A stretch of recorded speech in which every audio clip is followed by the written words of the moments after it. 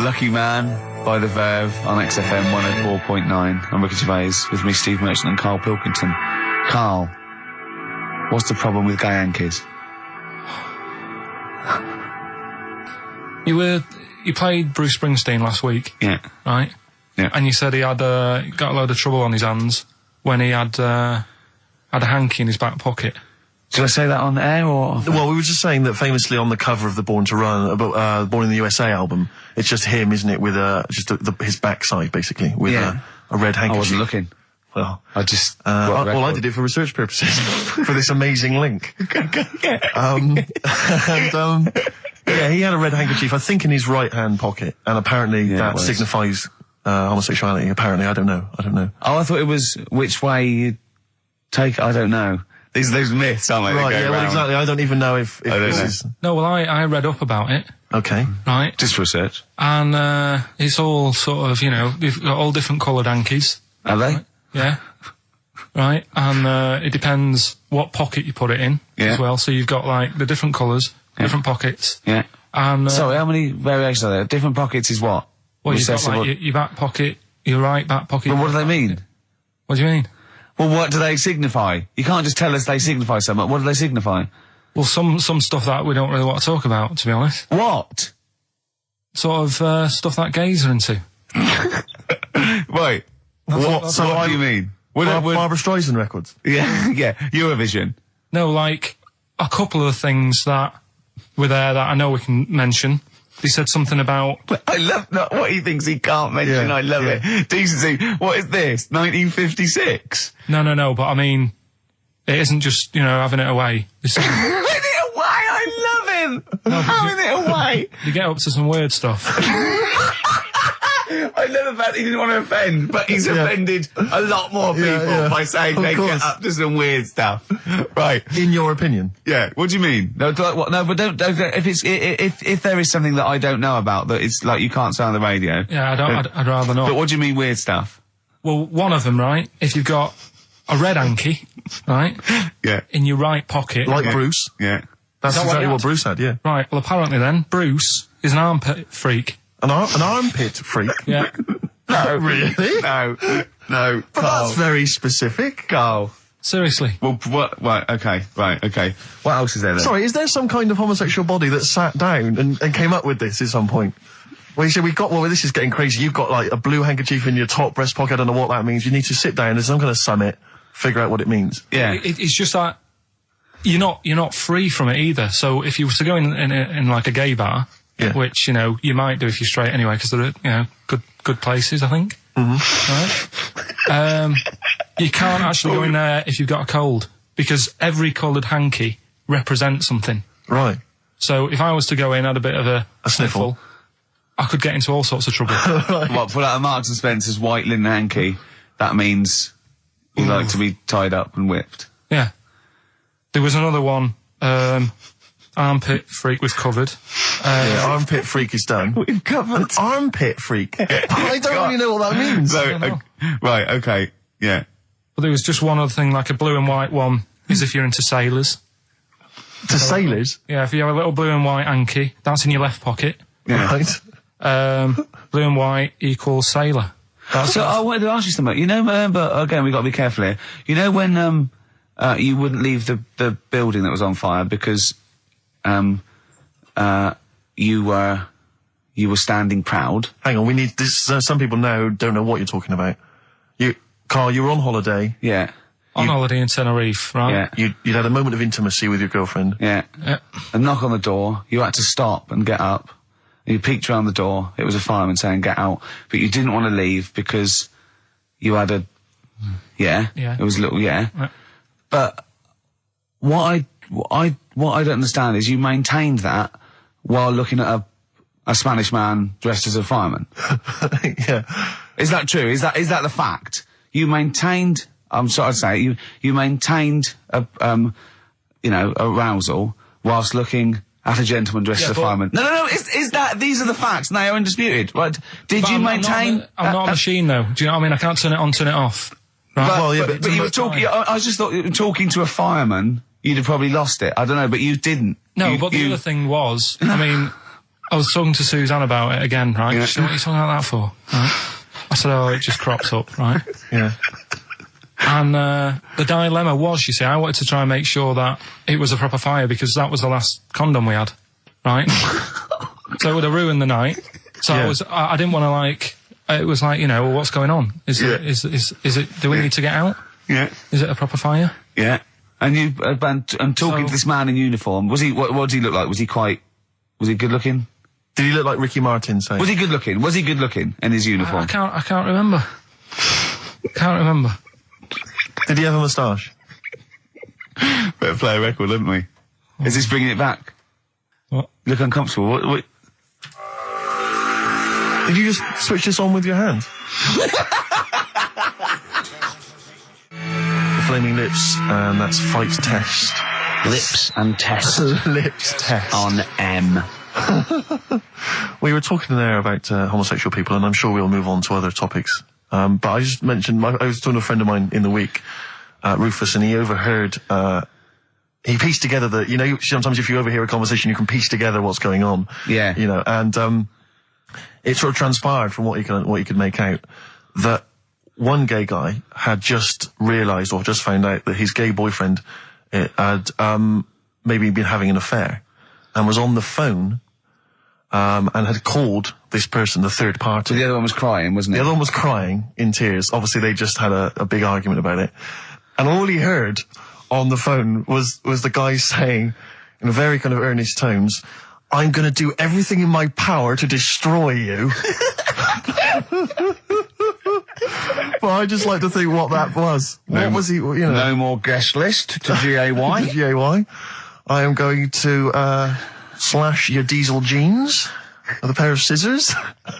What if they're listening now? I know, I mean, it's probably an emotional time for them. Yeah, but they probably don't think we're talking about them. No, not those. It's probably happened quite a lot this week. Well, possibly.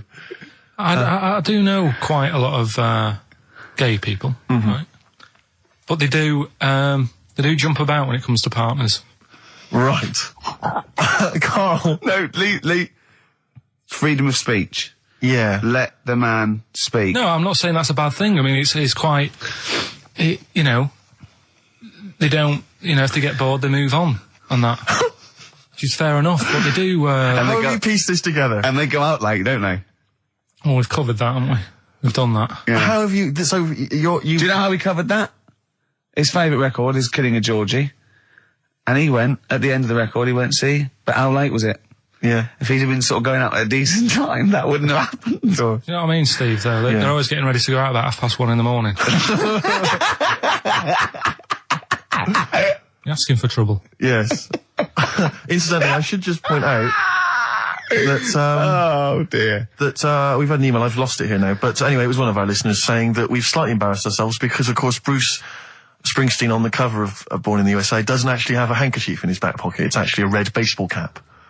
So, well, I don't know if that also counts. I don't know if it's any coloured object. What does that mean, though? Yeah, into heads. Into little round heads. Oh. If Bruce Springsteen, and he's obviously not gay, but if he said, alright, Karl, just, you know, little cuddle, would you turn down Bruce Springsteen? Yeah.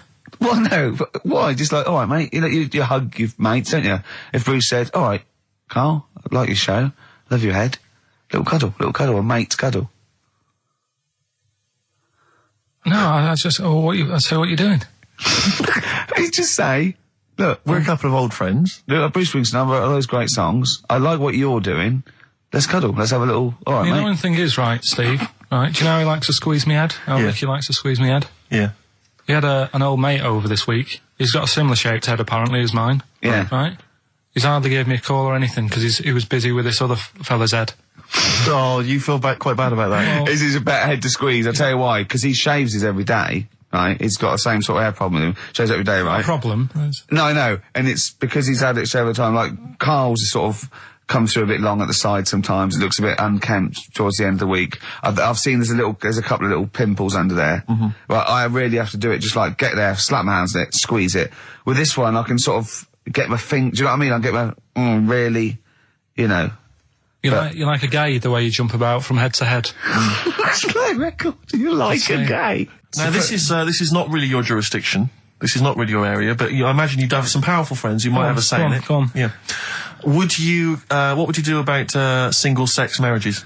Same-sex marriages? See, this is Cameron. I thought Cameron had blown it on Big Brother because they said, you know, what do you think about gay fellas getting married?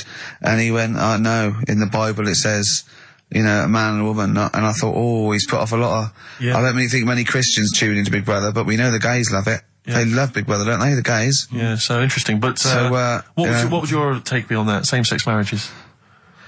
And then what, having a kid? Well, just let's start off with, you know... That's all right, isn't it? Do you know what I mean? Just let them get on with it, if it's not affecting anyone else. Sure, yeah. Sure. Right? But it starts getting tricky. Right. When you get a kid. Okay. Go on, why? Well, it's just tricky, innit? Do you know what I mean? Well, yeah, you could be right. I'm not giving any... I mean, you know, we're not... There's no right or wrong answer. It's all right if you were if you lived in the jungle, right, with no one else, right, and you just had these two fellas, right, looking after you, but because you got no one else looking in on that, saying, you're a bit weird, aren't you? Do you know what I mean? But as soon as you come why have they got married? Do you think the gay people turned to a bloke because they couldn't get a woman? If there's two fellas go away and they're in the jungle, they go, we're definitely not going to find a woman here. We might as well bum. That's not how homosexuality starts. People don't... It makes you wonder. No, it doesn't make you wonder. Gays don't go, well, I'll tell you what, I haven't seen a woman I fancy yet. I'll try a bit of knob. No. But what I'm saying is, right, if you're brought up in like a little jungle, right? Yeah. How are you brought up? Someone just puts you there. I don't know what this is. Steve. I can't be bothered running the country. I'm fascinated. I can't be bothered running the country. Like, I'm too much trouble for you. KP takes care of me. All right, fair enough. What I'm saying is, right, if you're brought up in a jungle... Yeah. Right. What do you mean brought up? Just let him finish. What does he mean you understand brought up, though? Like Tarzan. You've got to tell me what you mean by brought up. Wolves, chimps. What? Right, well, there's a good example of what I'm saying to you. Right. Right, what I'm saying is, there's a fella, right, he's brought up in the jungle. Shut up, just let him finish. Let him finish. There's no women about, he doesn't know about women, he doesn't understand what women are. Right. Right? But another fella walks in the scene. Yeah. And he gets pally with him. What does he talk about? Then they've both got needs. This scenario is ridiculous. How has he lived? Or does he know what's his reference points? I can't be bothered with this. Honestly, Saturday should have been, day off and that, not worrying me about problems. Oh, my God! Oh, God! KP takes care of me. Oh, dear. Panic, the Smiths on XFM 104.9. Well, we've done the first half hour, which is mainly genital related. Then we've kicked in with some racism. You have to guess what artist. It seems appropriate at this juncture just to mention something that's in the paper today. Dominic Mohan, I know you're a big fan, and as am I. He is just writing about the demise of Radio 1, or as he perceives it, and talking about the Radio 1 breakfast show, and apparently it's lost lots of listeners. And he says, talking of the BBC, it must act swiftly to replace Sarah Cox and look to exciting and inspirational figures like Jonathan Ross, Anne and Dec, Johnny Vaughan, or Ricky Gervais to try and save Radio 1. He's right. I mean, he's right. Has he ever heard this show? What is he talking about? All those other acts, they're dynamite. I can't genuinely...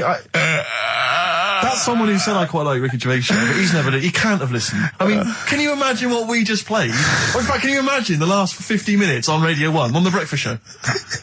Well, we can pre-record it though, so I wouldn't have to get up early. Sure. That's not your point, is it? That's not really it. Your point is the quality of what we're doing, not how early it is. Sure. Get it. What would you provide though, Ricky, do you think, if you went to Radio 1? What sort of... Because I mean, obviously... Wank, oops. I can do all that. Because I mean, obviously our time at XFM is going to basically... I'd be the furry shreddy. Right. Yeah, so I'd get that. Would you have some wacky catchphrases? I think I would. You'd bring back Holy Fook, presumably. Holy Fuck, yeah. Oh, ding dong. Oh, hello, it's my little Chinese neighbour. Hello, what's your name? My name is Holy Fuck. Hello. Look at Carl, he's just going, oh, I know, you didn't even do the Chinese accent that time. Well, that'd be racist. Okay, sure. I mean, yeah, sure. It's just his name's Holy Fuck, and there's nothing wrong with funny about that. So yeah, you'd have that. You'd have crazy comedy characters. You'd probably have some wacky quizzes. Yeah. Oh! Oh, look, it's Dirty Old Queer. Hello.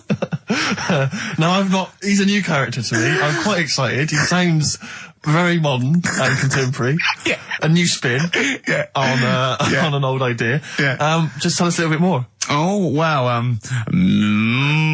he's an actor, isn't he? And, Right. and he likes to, take it up. Alright, well, that's just, if anyone from Radio 1 is listening, and they've listened to Dominic Mohan in the paper, they thought, yes, you're right, we need some new blood at Radio 1. Ricky Gervais, he's got a myriad of comedy characters. Yeah. Whack, whack, oops. I can do sound effects. You can do sound effects. So. You can probably do funny voices like Chris Moyles, couldn't you? Yeah. Wow. Not as good, but I can. What about comedy songs like Moyles? Again, not as good, but I mean... Do you remember when Moyles rather hilariously changed the words of This Is My Moment by Martin McCutcheon to This Is My Motor? We listened to it though, didn't we? Unbelievable. I mean, when he was doing a competition, this was pathetic, wasn't it? We were listening to, Radio 1 once on our house, right? And, I don't know why, we just wanted to, I think it was research, wasn't it, for the office? Yeah. And, he was doing this, he had to phone in with... We were listening to idiots. And no, I'm not saying that. And he was doing this competition, you had to call in with, some, songs that are golf related. And people were phoning up going, drive the cars. He was going, drive the cars, good. And I was on that phone, I must have wasted about 40 quid, and I wanted to get through and go, hello, Chris, it's not Milesy, yeah. Derek here, I got one. Oh, go on then, Derek, what is it? Something like Spandau Ballet with golf cart and that.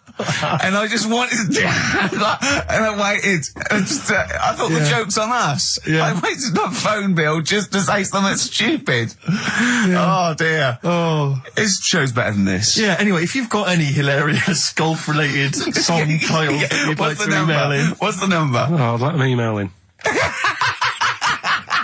Ricky.gervais@xfm.co.uk. What would a song title be if perhaps we were doing something about, I don't know, air travel?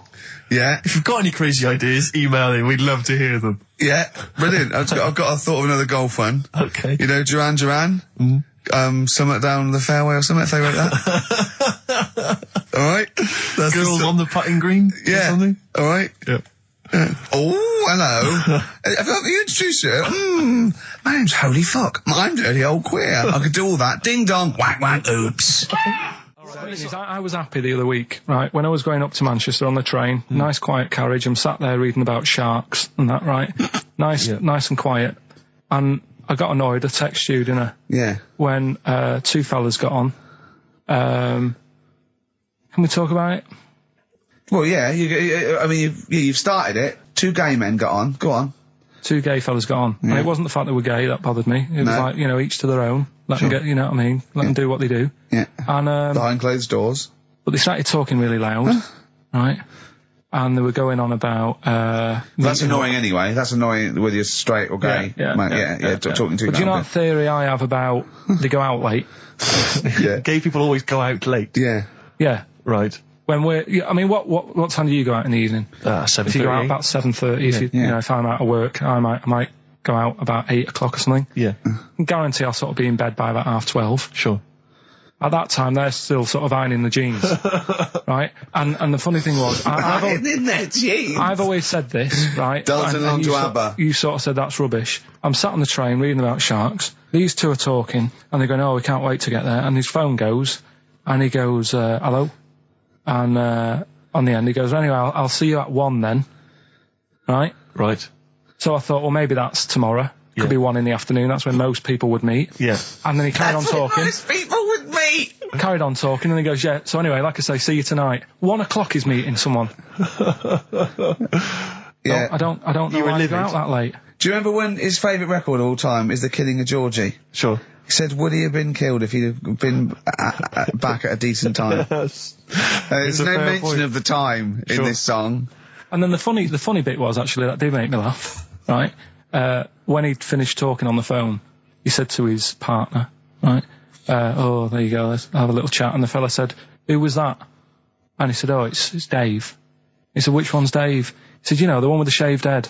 I thought, in the gay community, that isn't a good description. No. Do you know what I mean? Yeah, I know. They've all got little shaved heads. Before we move on, was the Sharks article interesting? Did you learn anything? It's pretty good. Was it? I'll teach you something about that later. Oh, okay. Is this educating Ricky? It wasn't, but I can teach you a bit. Yeah. All right. That's good. Play some ads and that. Play some ads and a tune, and then have we got maybe a competition? Yeah. All What right. have we got? We're all looking forward to that. All right. I just wondering, Rick, what your opinions are, what your thoughts are on Britney Spears. Liked a couple. Bit bored. I think she's panicking a little bit. I think she's a little bit desperate with all this Madonna stuff. Yeah, all the kind of lesbian Yeah, stuff. I don't know. Yeah, she's all right. I've got nothing against the girl. Well, I think it was in Hot Tickets magazine. Sure. It's free with the Evening Standard. Yeah. I might get some free Evening Standards now. I've plugged that. Yeah. I just reading in there that I don't know if it's still going to happen, but apparently she was going to do a little cheeky appearance at GAY. GAY. In London. And obviously I was quite excited because I'm a Spears fan. Do you know that's what that spells, don't you? GAY. Yeah. Gay. Yeah. Yeah. Well, I think it is a gay club. Oh, sure. This is what I was ascertaining from the article.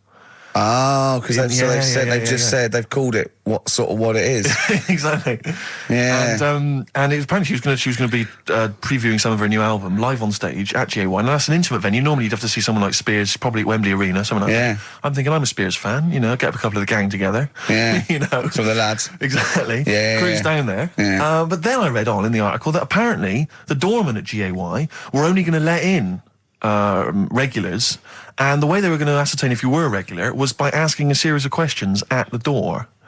What, testing if you're really... Now, I don't know if the questions would be about the interior of GAY. Or the interior of someone else. Yeah. Or just general kind of... What do you reckon you'd have passed the... pretend? Well, that's what I was wondering. So you'd have had to pretend to be... GAY to get in to see Spears. Now Can you say gay on the radio? Yeah, I think so. Yeah.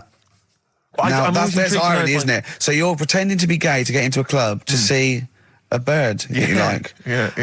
I'll give you a little quick test. Right. Shall I? All right. All right. What's your name, mate? Paolo. All right, Paolo. Yeah. You haven't done a lot with your hair. You just sort of let it grow out. I mean, would you be putting product on a bit later? Because I mean, you don't look very.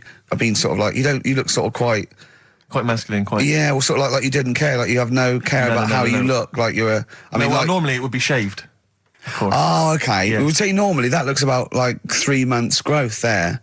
Why haven't you... I've been ill. Nothing serious? Nothing serious. Okay.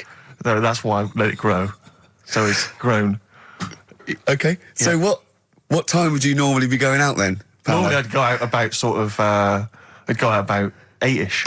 8 o'clock in the evening you've got? No. Because that sounds a bit early. That's what... No, I'd go out about 3 in the morning normally. Right. So I take them on... Yeah, okay. Right, so that's right, yeah. Where'd you go? Down sort of... Down Compton Street for a coffee and then onto GAY something like that, with your little shaved head. Yeah. Okay, well, you're doing fine. Gay. Sounding pretty good. Can I just ask you one final question? 20 bender points? 20 bender points. I'm just going to let you in. Okay, I'm just going to tell the guys to let you in. But I've got one more question. Yeah. Do you prefer knobs or tits, Paolo? Knobs. Knobs. You love knobs, do you? Absolutely. Can't get enough knobs. So you hate tits, I assume? Loathe them. You hate tits, do you? Yes. Okay. What? Even Liza Minnelli's? I don't know what to say. I love hers. But not in a straight way. In a straight way. In a gay So way. okay. So you love knobs more than tits, I love right? knobs more than tits. Okay. I love knobs. In you go. Thanks very much. Brittany's on, do you? Oh, she is so sexy. Oh. See, that's what would give me away. It'd be like the great escape. It's just the last. Yeah. You just... Well, I think you're probably a bit bi. Right. Yeah, okay. but I mean, go in anyway. Thanks very much. Okay, the drinks are quite expensive. Oh, I thought so. Pop your shirt off, will you? Hey, Outcast on XFM 104.9. I'm Ricky Gervais, Steve Merchant, Karl Pilkington. You all right, Karl? Yeah, not bad. Yeah. Just when you were talking just now about like the gay stuff. Yeah. Right. I don't know if you saw the thing the other week about the fella who's on that quiz show. Oh. Sort of. Oh, right. Okay. Gay Who? fella, straight, sort of man, woman thing. What are you talking about? Tell me what did you see? Tell me what you saw. This is like a kid come running in and he's seeing something frightening. Could be an alien, could be a ghost, could be a paedophile, and you've got to get exactly what actually you saw out of him. Right, what did you actually see? It's just this fella who's a woman. Right. Right, okay, right, try and talk like a human being. Right. It's a quiz show that's coming on the telly. And it's this woman. Right, is it a fella who's a woman, or is it a woman? Bit of both, that's why I'm talking about it. But what do you mean? Is it a pre-op? Is it a transsexual, a transvestite? Is it a ladyboy? Is it an hermaphrodite? What is it? I'll tell you about it. Well, tell me. I'm telling you. It's a woman. Well, it's a man. Oh, forget it. Listen. Play a record. No, listen. Come on. What? It is a man. He is a man. Well... Oh, Christ's sake! It's a TV programme where they've got this... Transvestite or television? It is a transvestite, yeah. So, but the problem is... I'll tell you, just because you don't know about it, the programme is... I don't know, I still don't know about it. I don't know anything about it still. I don't know. It's a woman, man, woman, TV programme, look, TV. No, it's a man who is now sort of half a woman. And... A man who is now half a woman! No, well, this is what's weird about it. He's got the top half, but not the bottom half. What do you mean? Out. He's got breasts and a wig? But he's still got his boys downstairs. Why do you do that? His caps and the boys are still there in his wide fronts. Why but upstairs, he's got a lovely pair of dumplings. Why do that? Well, he's halfway through. But why not get it all done in one go? Maybe he couldn't afford it. Well, wait until you've got all the money. That just looks a mess.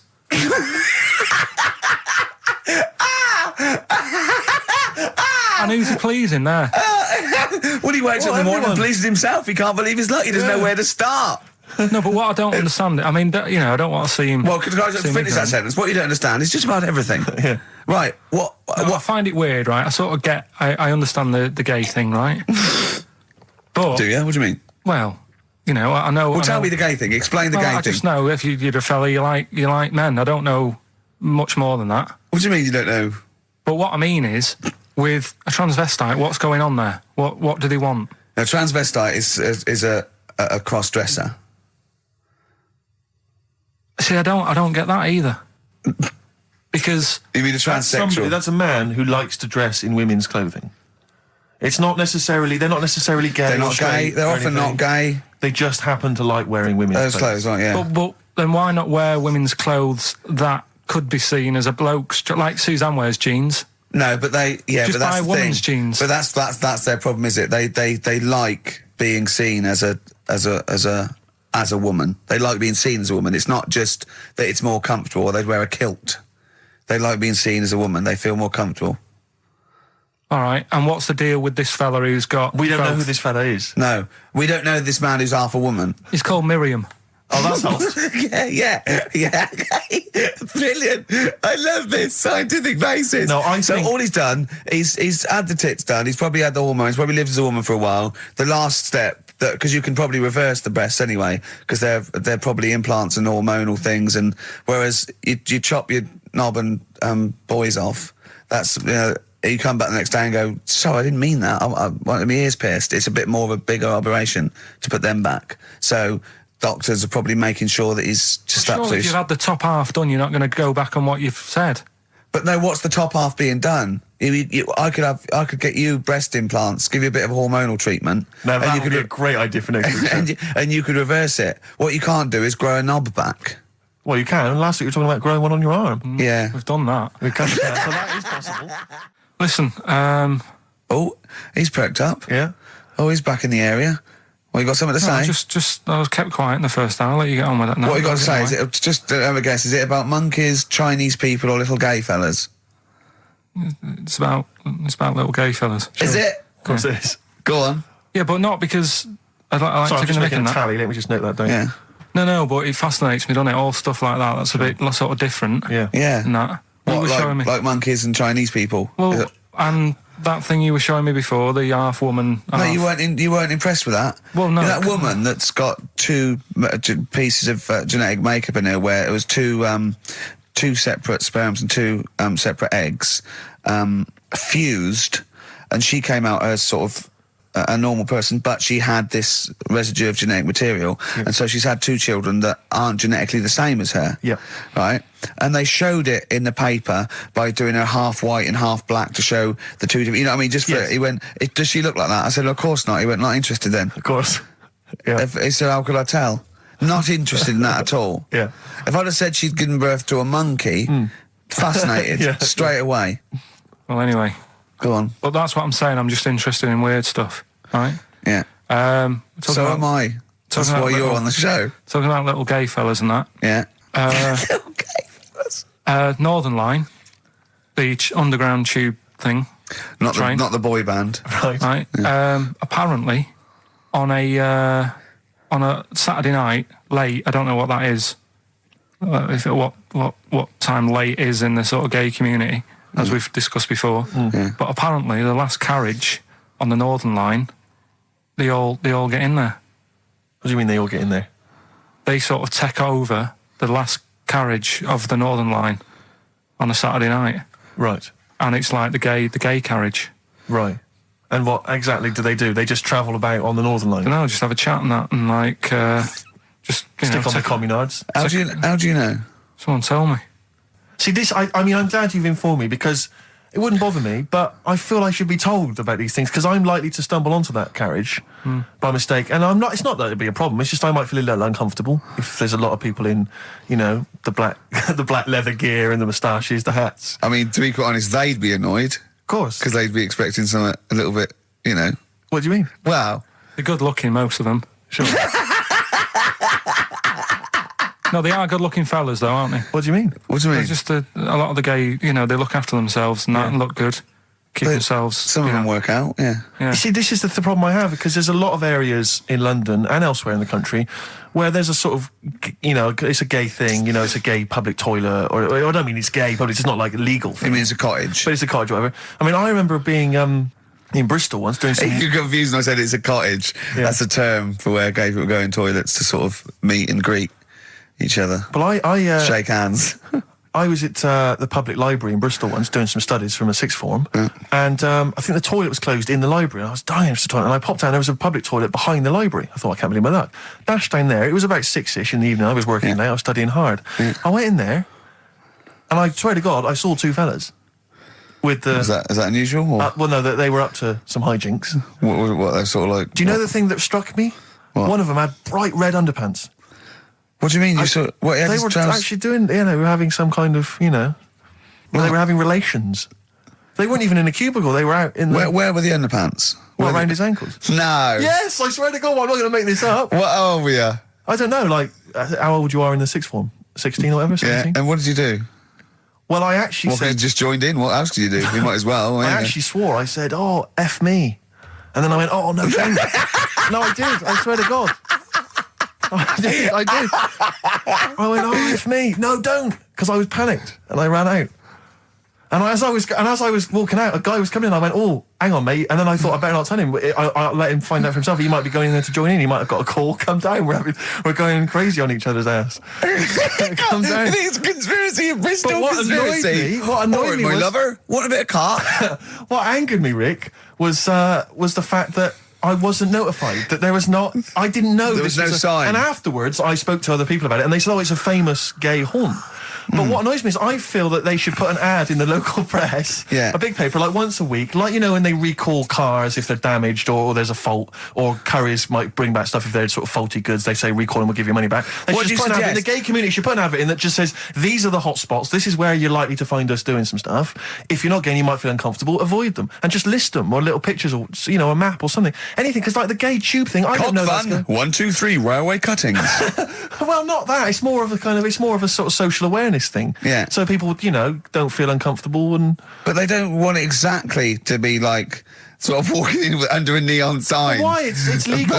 yeah, big arrows. As if. What do you mean? What's wrong with that?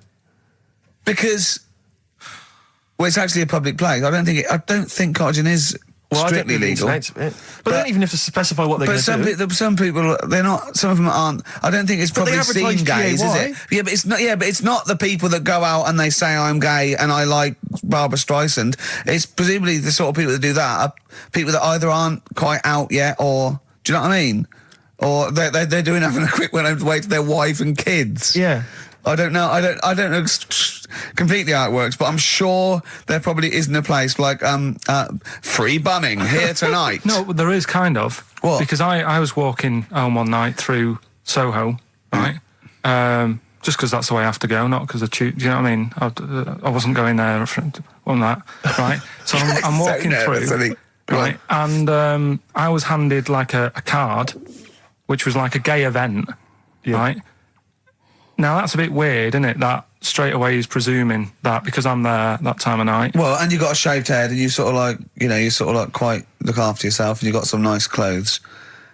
Yeah, but it's still you look can't like really a little presume. bit of rough, don't you, from Manchester? You look like a northern rent boy who comes down to stand outside McDonald's. But the card was rubbish, right? What do you mean? Had this fella on it, right, all sort of greased up and that. What would you look? Just having a look what he'd handed me and that. Right. Just having a look. Picture of him, sort of sailor's hat on, tan body, like just his arse out like that, and rubbish slogan, right? The best bum in W1. Is bum there a noun or like a verb? What do you mean? Well, to bum, is it like get the best bum you've ever had, or he had the best bum? I think it's just I don't suppose you asked. No. I don't suppose you called the number to check. What do you mean exactly by this? Does it mean you've got a great arse? Do you mean I will be well bummed, or do you mean you've just got a good... Come on now, let's Just a final point about, because I asked my friend how it all works up on the Heath, because I live in Hampstead Heath, near Hampstead, and I was where I didn't want to go walking and get myself involved in anything. How can you get involved? No, again, I didn't want to walk. Sort of like, it's like, oh, I can't believe it. I couldn't say no. Oh, my wrist, it's knackered. What do you mean? Well, I was there for about 2 hours. I must have gone about 43 of them. But, I didn't like to say no, because they were so pleased to see me. Oh, well, it's God. not so much the fear of that. It's not good skiing practice. I was doing 2 at a time for a little while. It's not the fear of that so much as the fact that, again, you don't want to gate crash someone else's party. Do you know what I mean? No. You don't. If there was a straight couple having sex, you'd want, I'm sorry, and you'd want to avoid that area. Of course. But I was finding, so someone told me how it works, and apparently you just go in, like sit on a bench or something, and then a guy just sits on the bench and they just look at each other. There's not really anything said. It's just a kind of nice evening or whatever. I guess it's like 2 a.m. or whatever. And then they go off in the bushes and ding dong. But it's like, I don't know how that culture's developed. I love this programme now. Why can't that be the case with women? That would be amazing. You just go out to the park, and like 1 a.m, you just sit on a bench, you just... Be like a scene from Gigi. Exactly. Just walking along with the perambulator. Yeah, exactly. But that would be a joy if there was none of this formality. You've got to talk to them, buy them dinner... Oh, you're joking. Romance. Oh, no. Just this kind of informal thing. It'd be great. So what would you do then? You go up to a woman and go, come on. Yeah. Let's stop mucking around. We know why we're both sat on this bench. There's a nice bush over there. Yeah. Let's have a bit. Yeah, and then she'd go, yeah, great, thanks. I'm killing some time before I, pop into town. Yeah. That'd be perfect, thanks. You make my weekend. So you're jealous of gays as well as me? In a sense. In a way. What do you think, Karl? Let's put a track on. Why? Are you getting scared now? You brought it up. Is it getting too close to the bone, so to speak?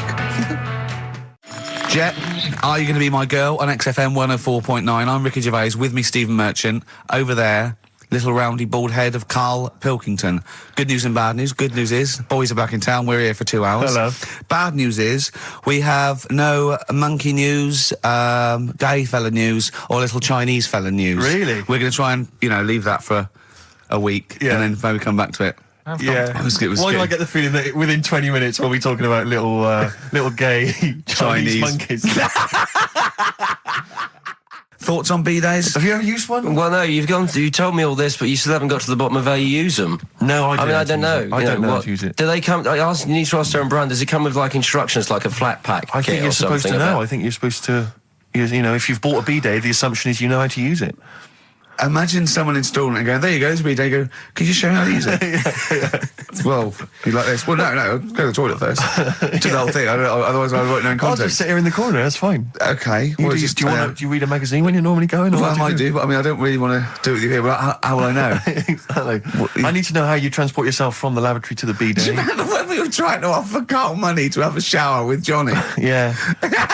just some of the highlights of the year. That's a weird thing to do. Yeah. We nearly had him there, and then he didn't want us to watch. Yeah. We said, well, how do we know that you've done it or not? Yeah. He went, you are definitely bent. That's his conclusion. What we got lined up? Well, hang on, let's just say, if anyone's got any idea sort of how to use a bidet, maybe... Any idea for anything to talk about on this show? Well, that doesn't involve crapping or farting. We've done that. We haven't done little Chinese fellas or the gays yet. That's still to come in the second hour. Ian.Camfield@xfm.co.uk if you've got any thoughts on bidets or just, lavatories generally. Richard Ashcroft on XFM, Check the Meaning. I think it was out this year and we enjoyed it, so we I played certainly had a thought then that, someone like Richard Ashcroft, who's really cool. I mean, I think one of our greatest rock and rollers, really. He writes great tunes, does great albums. The Verve, already in history. I just suddenly thought of him listening to this and thinking, I wish they wouldn't play my songs because I don't want to be associated with that drivel. Yeah. Most people get a buzz out of it, get it on the radio. Do you think people say, don't let Gervais... Guilty by association. Do you know what I mean? I love that song. I love Check the Meaning. I thought it was a lovely song. And he's thinking, they're going to sandwich it to bring talk about little gay Chinese fellas and bidets. Yeah. And it's going to make me look What worries me, Rick, is that there were, if we had to draw up some kind of list of artists who would allow us to play their songs, it's going to be such a short list. Gary Glitter, it's just going to be a few people who, are slightly more shameful than us. I just thought of something.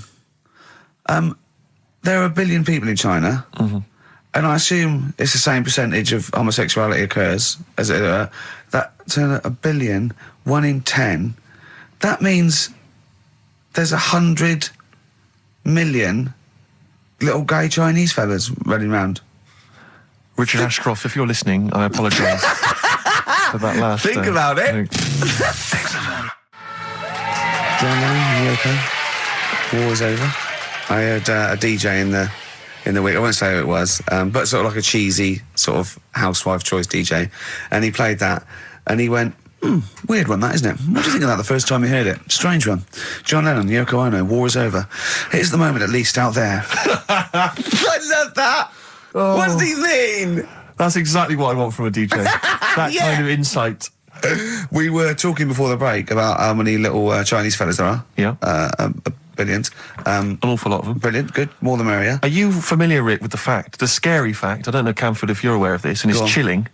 I don't know where I've heard this from, but apparently... And this is kind of legend, I didn't just make this up, this is well known, that if all the Chinese people in China, right, no, come on, if they all jumped up and down at the same time, apparently, this is what they say, apparently it would cause a tidal wave that would wipe out America. That would destroy America. I love the idea of coordinating that. Brilliant. Well, I like the idea, firstly, they don't need weapons of mass destruction, they don't need nuclear weapons, because they got that threat They can't constantly. have on that, you can't count a tidal wave as a weapon of mass destruction. Or jumping. Tony Blair could send in sort of people, UN people going, look out for anyone jumping. Exactly. All they need is an immense sort of skipping rope. Oh yeah, once a little fella in Japan holding one end, little fella in Russia holding the other. Exactly, yeah. And they go, on your marks, you'd have a lot of coordination over that one little... Maybe like someone like Mr. Motivator, kind of coordinating it all from the top of the wall, sort of looking down. The Chinese equivalent. Yeah. That would be... Because I think that's why they built the wall. I think that's why they built the Great Wall. To jump off the wall. Exactly, they just climb on that wall. That's the way it's done, that's the threat. And that's why America started the space race, because you can see it from space. Exactly. So they go... They're up there monitoring constantly. This is Eagle to Houston. There's lots of little Chinese fellas about to jump. Yeah. This is Houston. Are they wearing them lampshade We just need to hats? confirm they're Chinese. Are they wearing those... are they wearing those comical hats that look a bit like a lampshade? They yes, are. They are. We just have to confirm they're Chinese. Because if I was the leader of China, what is the name of it? Is he the king of China? We're so ill-educated, aren't we? Is he the king of China? The Tsar of China? King, is it? What is it? Is Chairman Mao still there? Is he still Chairman someone else probably, the new chairman. Or chairwoman, don't be sexist. And actually, when I said there's 1 billion people in China, so there's 100 million little gay Chinese fellas, someone phoned up to say half of them are women. Yeah. Well, of course. Yeah. Straight on the phone with that. Well, I meant little lesbian fellas or little gay fellas. Yeah. I wasn't being sexist. But I'm just saying there's probably 100 million little gay Chinese people. Now, Chinese people.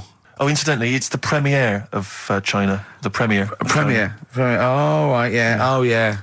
Sure. Yeah, I remember now. Yeah. But, when you were away, Karl, we worked out if it's 1 in 10 people are sort of like gay in some way, with 1 billion Chinese people, there's 100,000 little gay, lesbian Chinese fellas of some sort. What do you think of that? What do you mean? Well, if I think so some sort of form of gayosity, whatever it's called, is sort of like 1 in 10, right? 1 in 10 people are gay, apparently. That's, Right. that does seem a bit high, though, doesn't it? I thought it was lower than that. What? You mean more than that? Yeah. I don't think so. I think that's of any sort of nature, anything. But what time did they do the survey on the streets as well? Because, you know, they go out late, so if they're doing the survey sort of around lunchtime, forget it, they're not going to get any. Sure. You know what I mean? They're all asleep. But if they're out at, say, 1 in the morning... Wow. It's going to be higher, isn't it? Yeah. Well, the thing is, you know Carl's favourite song, The Killing of Georgie? A little gay fella goes out and he gets beaten up and that.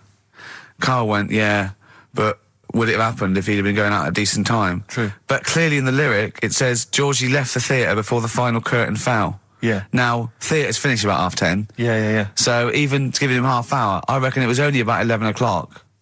So you're talking rubbish there. Are you sure that wasn't his curtains in his flat and he's closing them before he goes out? No, he was at the theatre. But I'll tell you what, I just realised something. Maybe where most people were going home after theatre, he was just going out. Exactly. That theatre to him is like a matinee. Exactly. Isn't it? He's off out clubbing, isn't he? He's off down, he's going to get some ammo, he's going to get a couple of butt plugs, and he's not even going to start dancing till midnight, is he? Have any of us ever met any gay people? It's just, I mean, our view of them is, I don't know. Email in if you've met a gay person. Tell us where we're going wrong. Yeah, have any of us ever met a gay person? I mean, the way we talk about it is just like, have we ever met Chinese people? I've seen them out there wandering the streets, but I don't think I've ever had a conversation. No, here's the irony. I definitely know and have met more little gay fellas than little Chinese fellas. Yeah.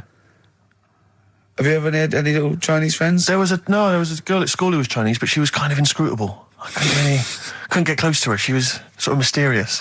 Right. Rockbusters? Yeah, brilliant. Right then, this is where I give you a little cryptic clue and some initials, and it sort of makes up a band or an artist and stuff like that. Yeah, sort of being the operative phrase there. Yeah. Let's see how he reads this clue. Yeah. This is going to sound like Oscar Wilde. Clue number 1. 3 different clues. Clue Oscar number Wilde 1. was Chinese, apparently. Was it? Yeah, it was illegal then. Right. Will you leave the entrance to my garden alone? Sorry? Right. Will you leave the entrance to my garden alone?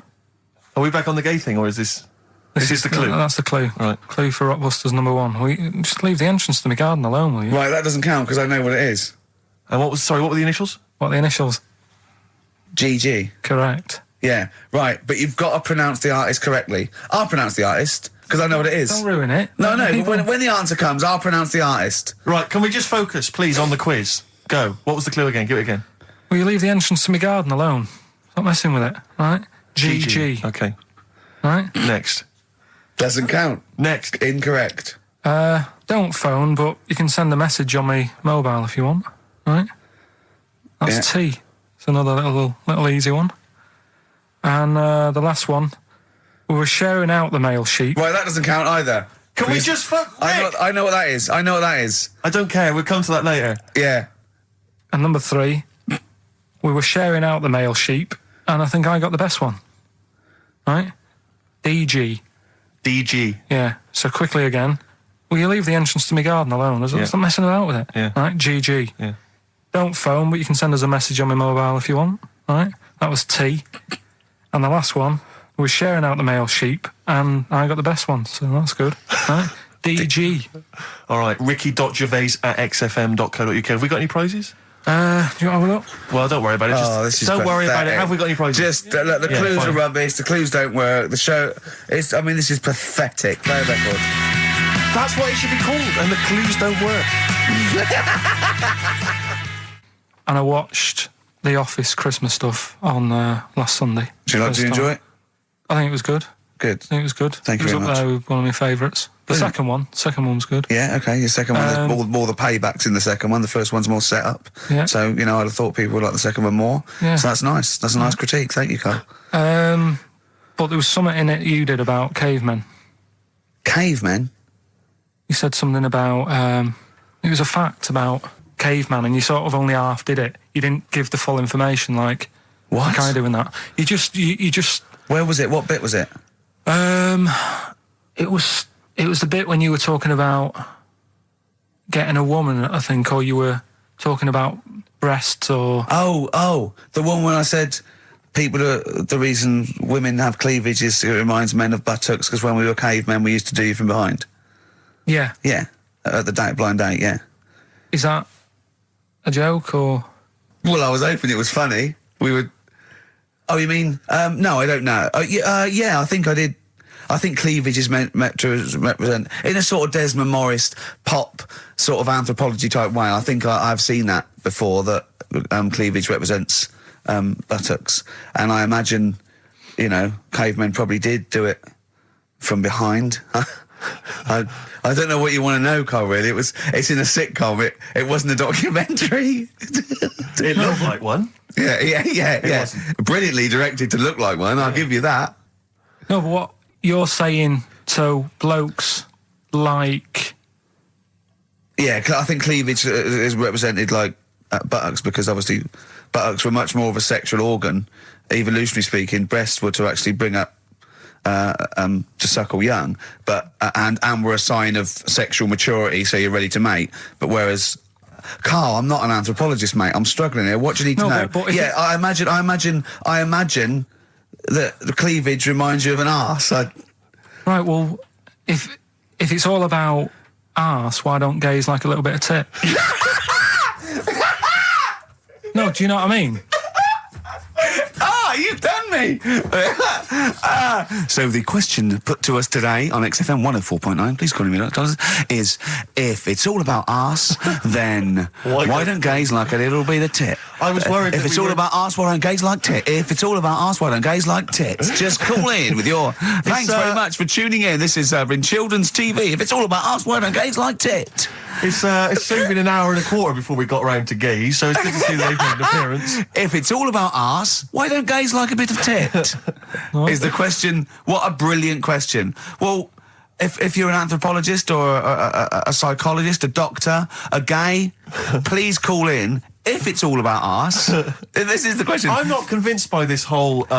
cleavage looks like an arse. That's no, not Steve. Nor am I. It's a bit of mock anthropology. I didn't think it would be under scrutiny. I think it's more likely that the reason men find cleavage attractive is because they know there's a lovely pair of Bristols down there. Yeah, so they look at the cleavage. They go, here we are.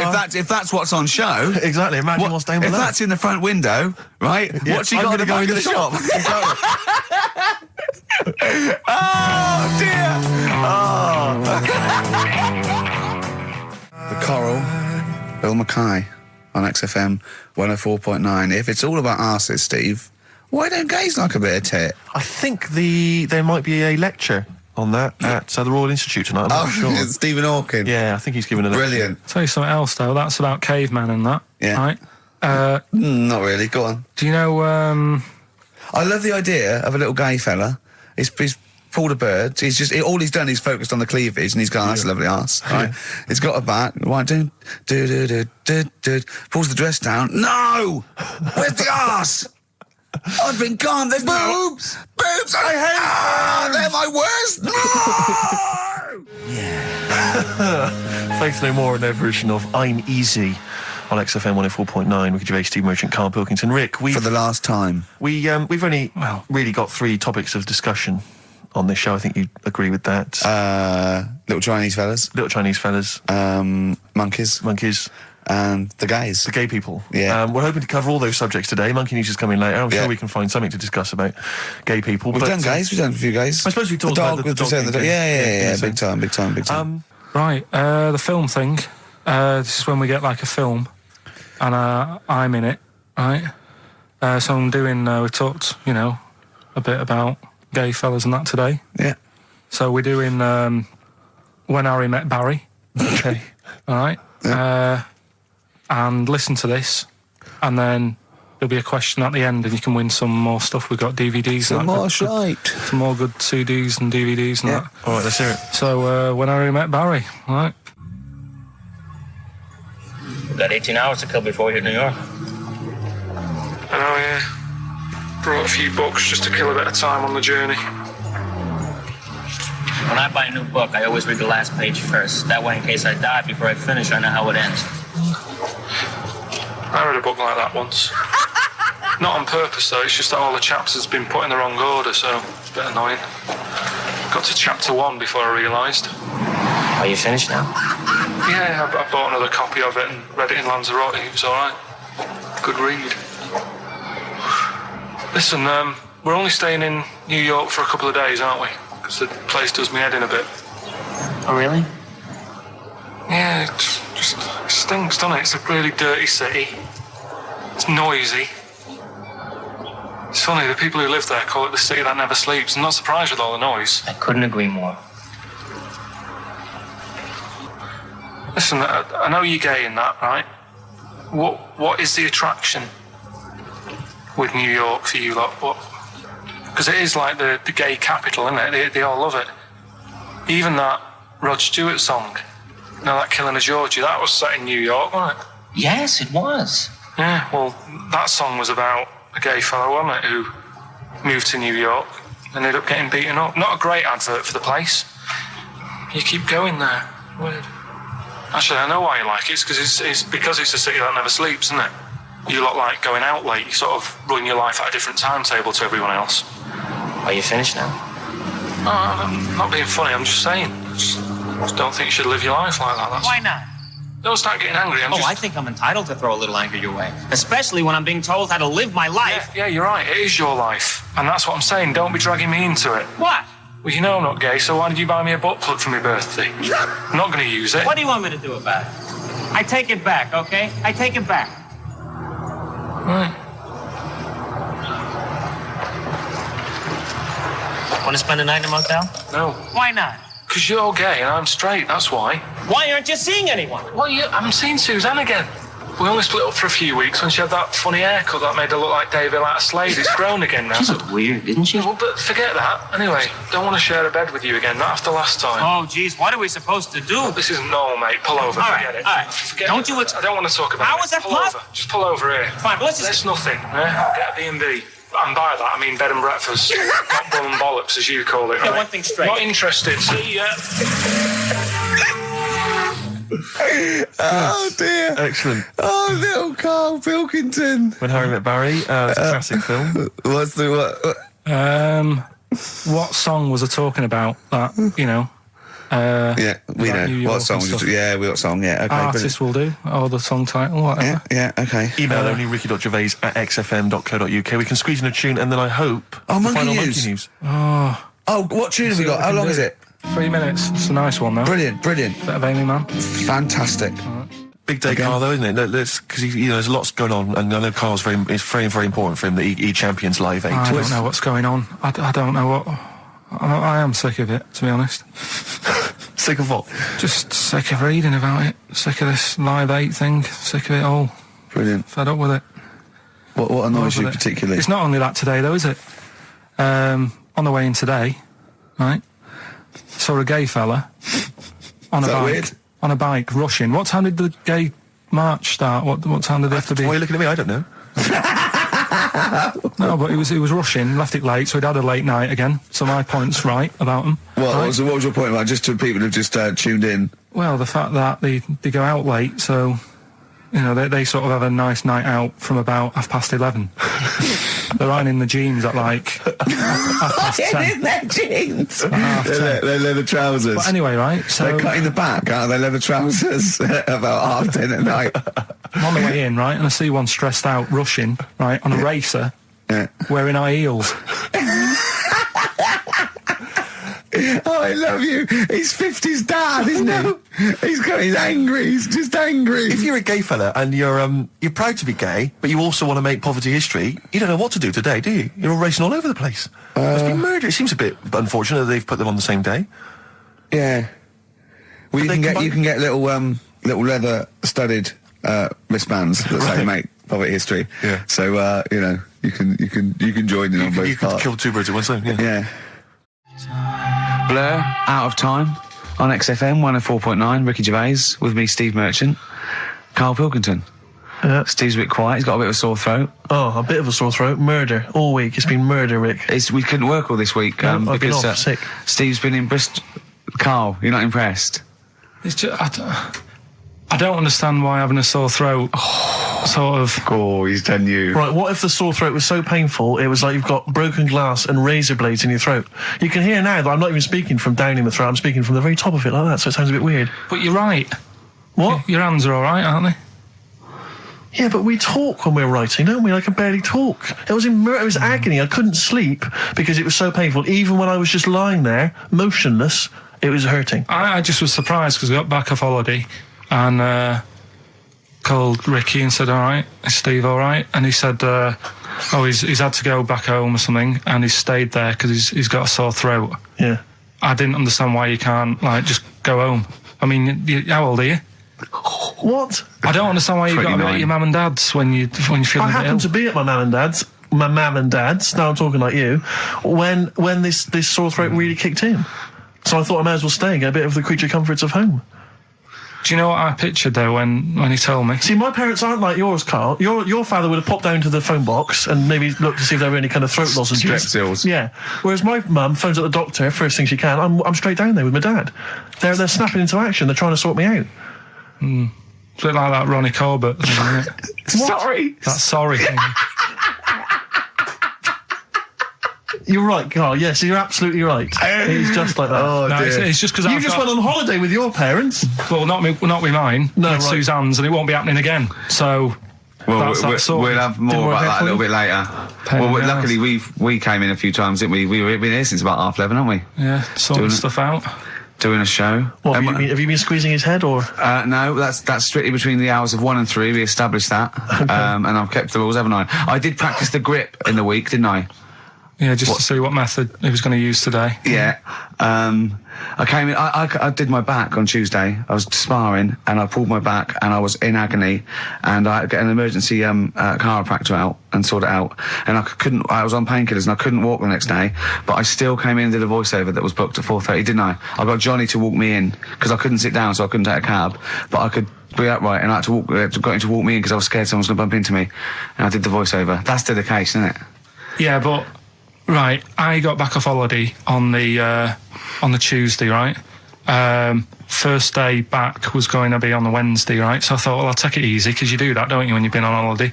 The first day you just want to sort of... I don't. I'm straight back into it. Well, yeah, but it's nice to. Do you know what I mean? Yeah. Just sort of look at your emails, go through all them, work out what people need and stuff. Sure. Doss around, yeah, sure. So I thought, I'll take it easy. As soon as I got in, I was told that Ricky had been booked in to do a voiceover. And I thought, can't handle that. Do you know what I mean? On the first day, him coming in annoying me, probably trying to get a week's worth of head squeezing in. So I called him up and he said, I might not come in because I've got a bad back. I thought, well, that's all right, right? Then you just turned up, didn't you? He said, I managed to get in a cab. Yeah, Johnny walked me in, and that's what, yeah.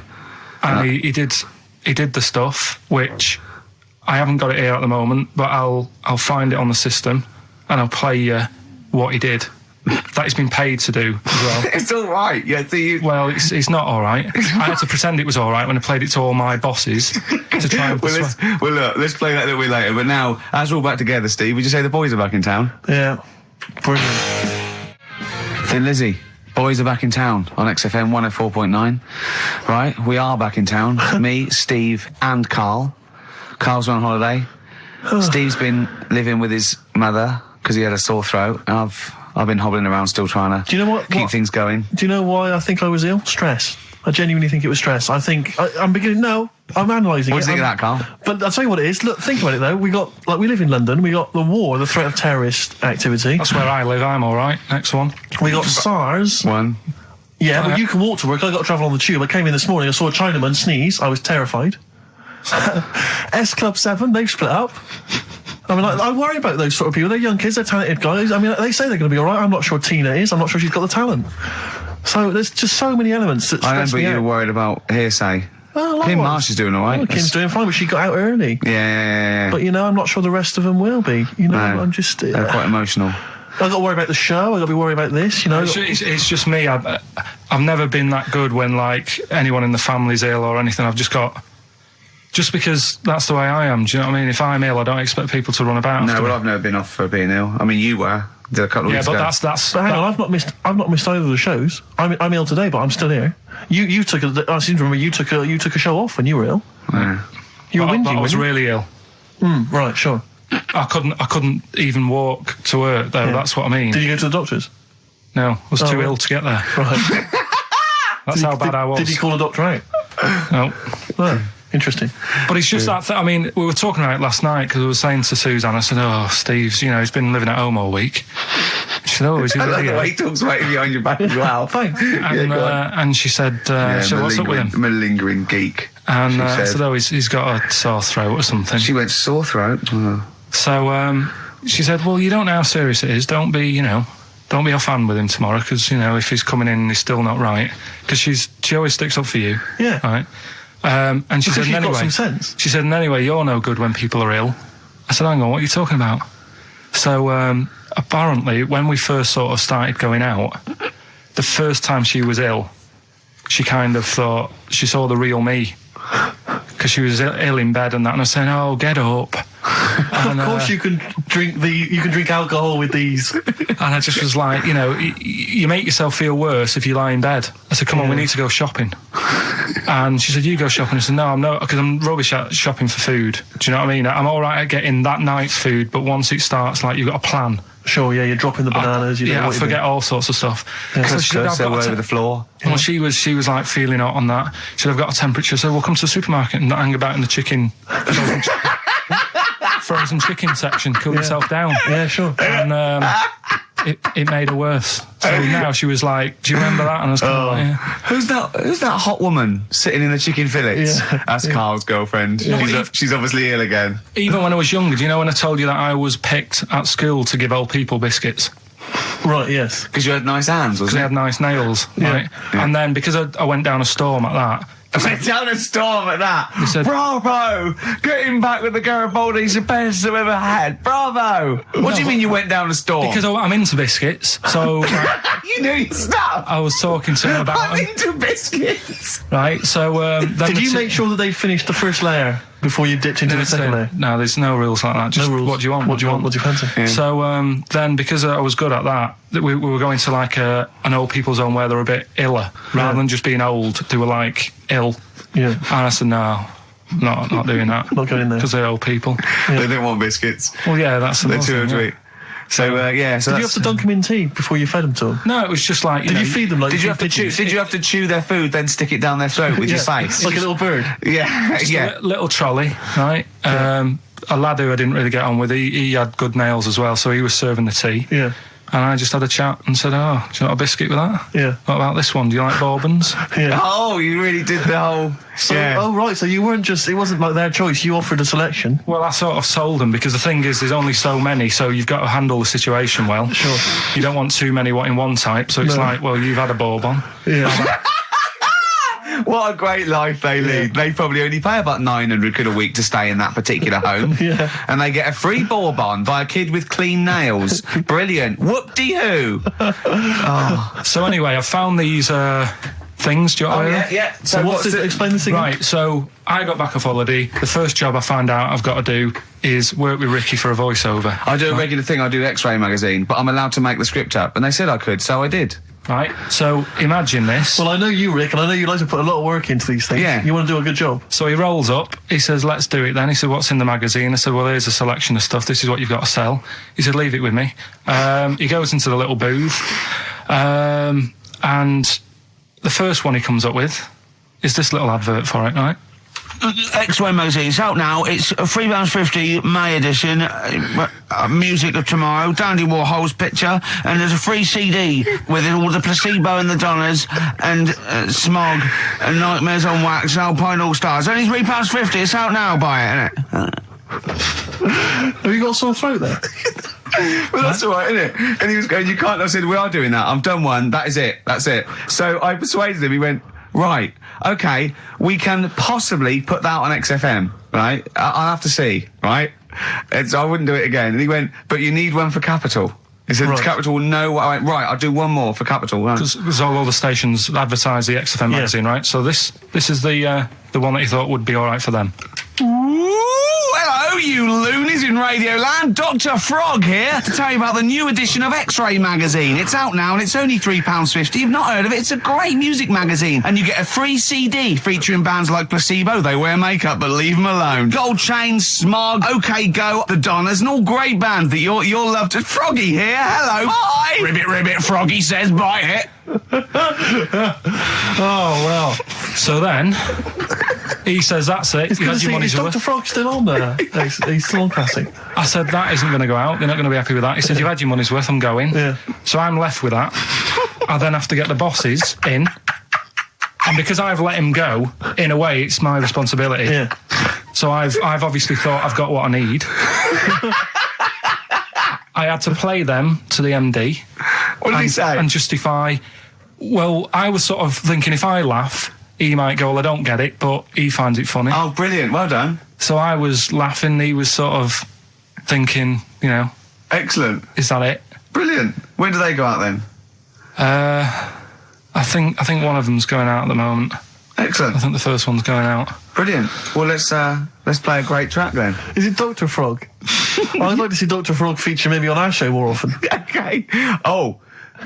I've got some new comedy characters. I can't believe we're lucky. You know, I love the work of comedy greats like Chris Moyles and Noel Edmonds. I've got some really funny comic characters that'll be popping in and out of the studio. Save them. Okay. I'm excited. Badly Drawn Boy. All possibilities on XFM 104.9. I'm Ricky Gervais, with me, Steve Merchant and Karl Pilkington, and a few new characters. Steve. I can't believe I that. just said, you know, I know you love Moyles and his sort of wacky stuff, and Chris Moyles, Edmonds, one of the greats, one of the and greats. Edmonds, and just all well, I'm going to go along the same sort of vein. I've got a couple of. Can I do a little? Can I show you? I'm excited. Okay. Well, it always starts with a sort of doorbell. Okay. So it goes, ding dong. I go, oh no, hold on, Steve, hold on, Karl. Who's that at the door? Yeah. Hello. Oh, hello. Oh, look. It's Camp David, the right queer gay. Oh, hello. Hello. You look all gay today. Is that because it's nice weather?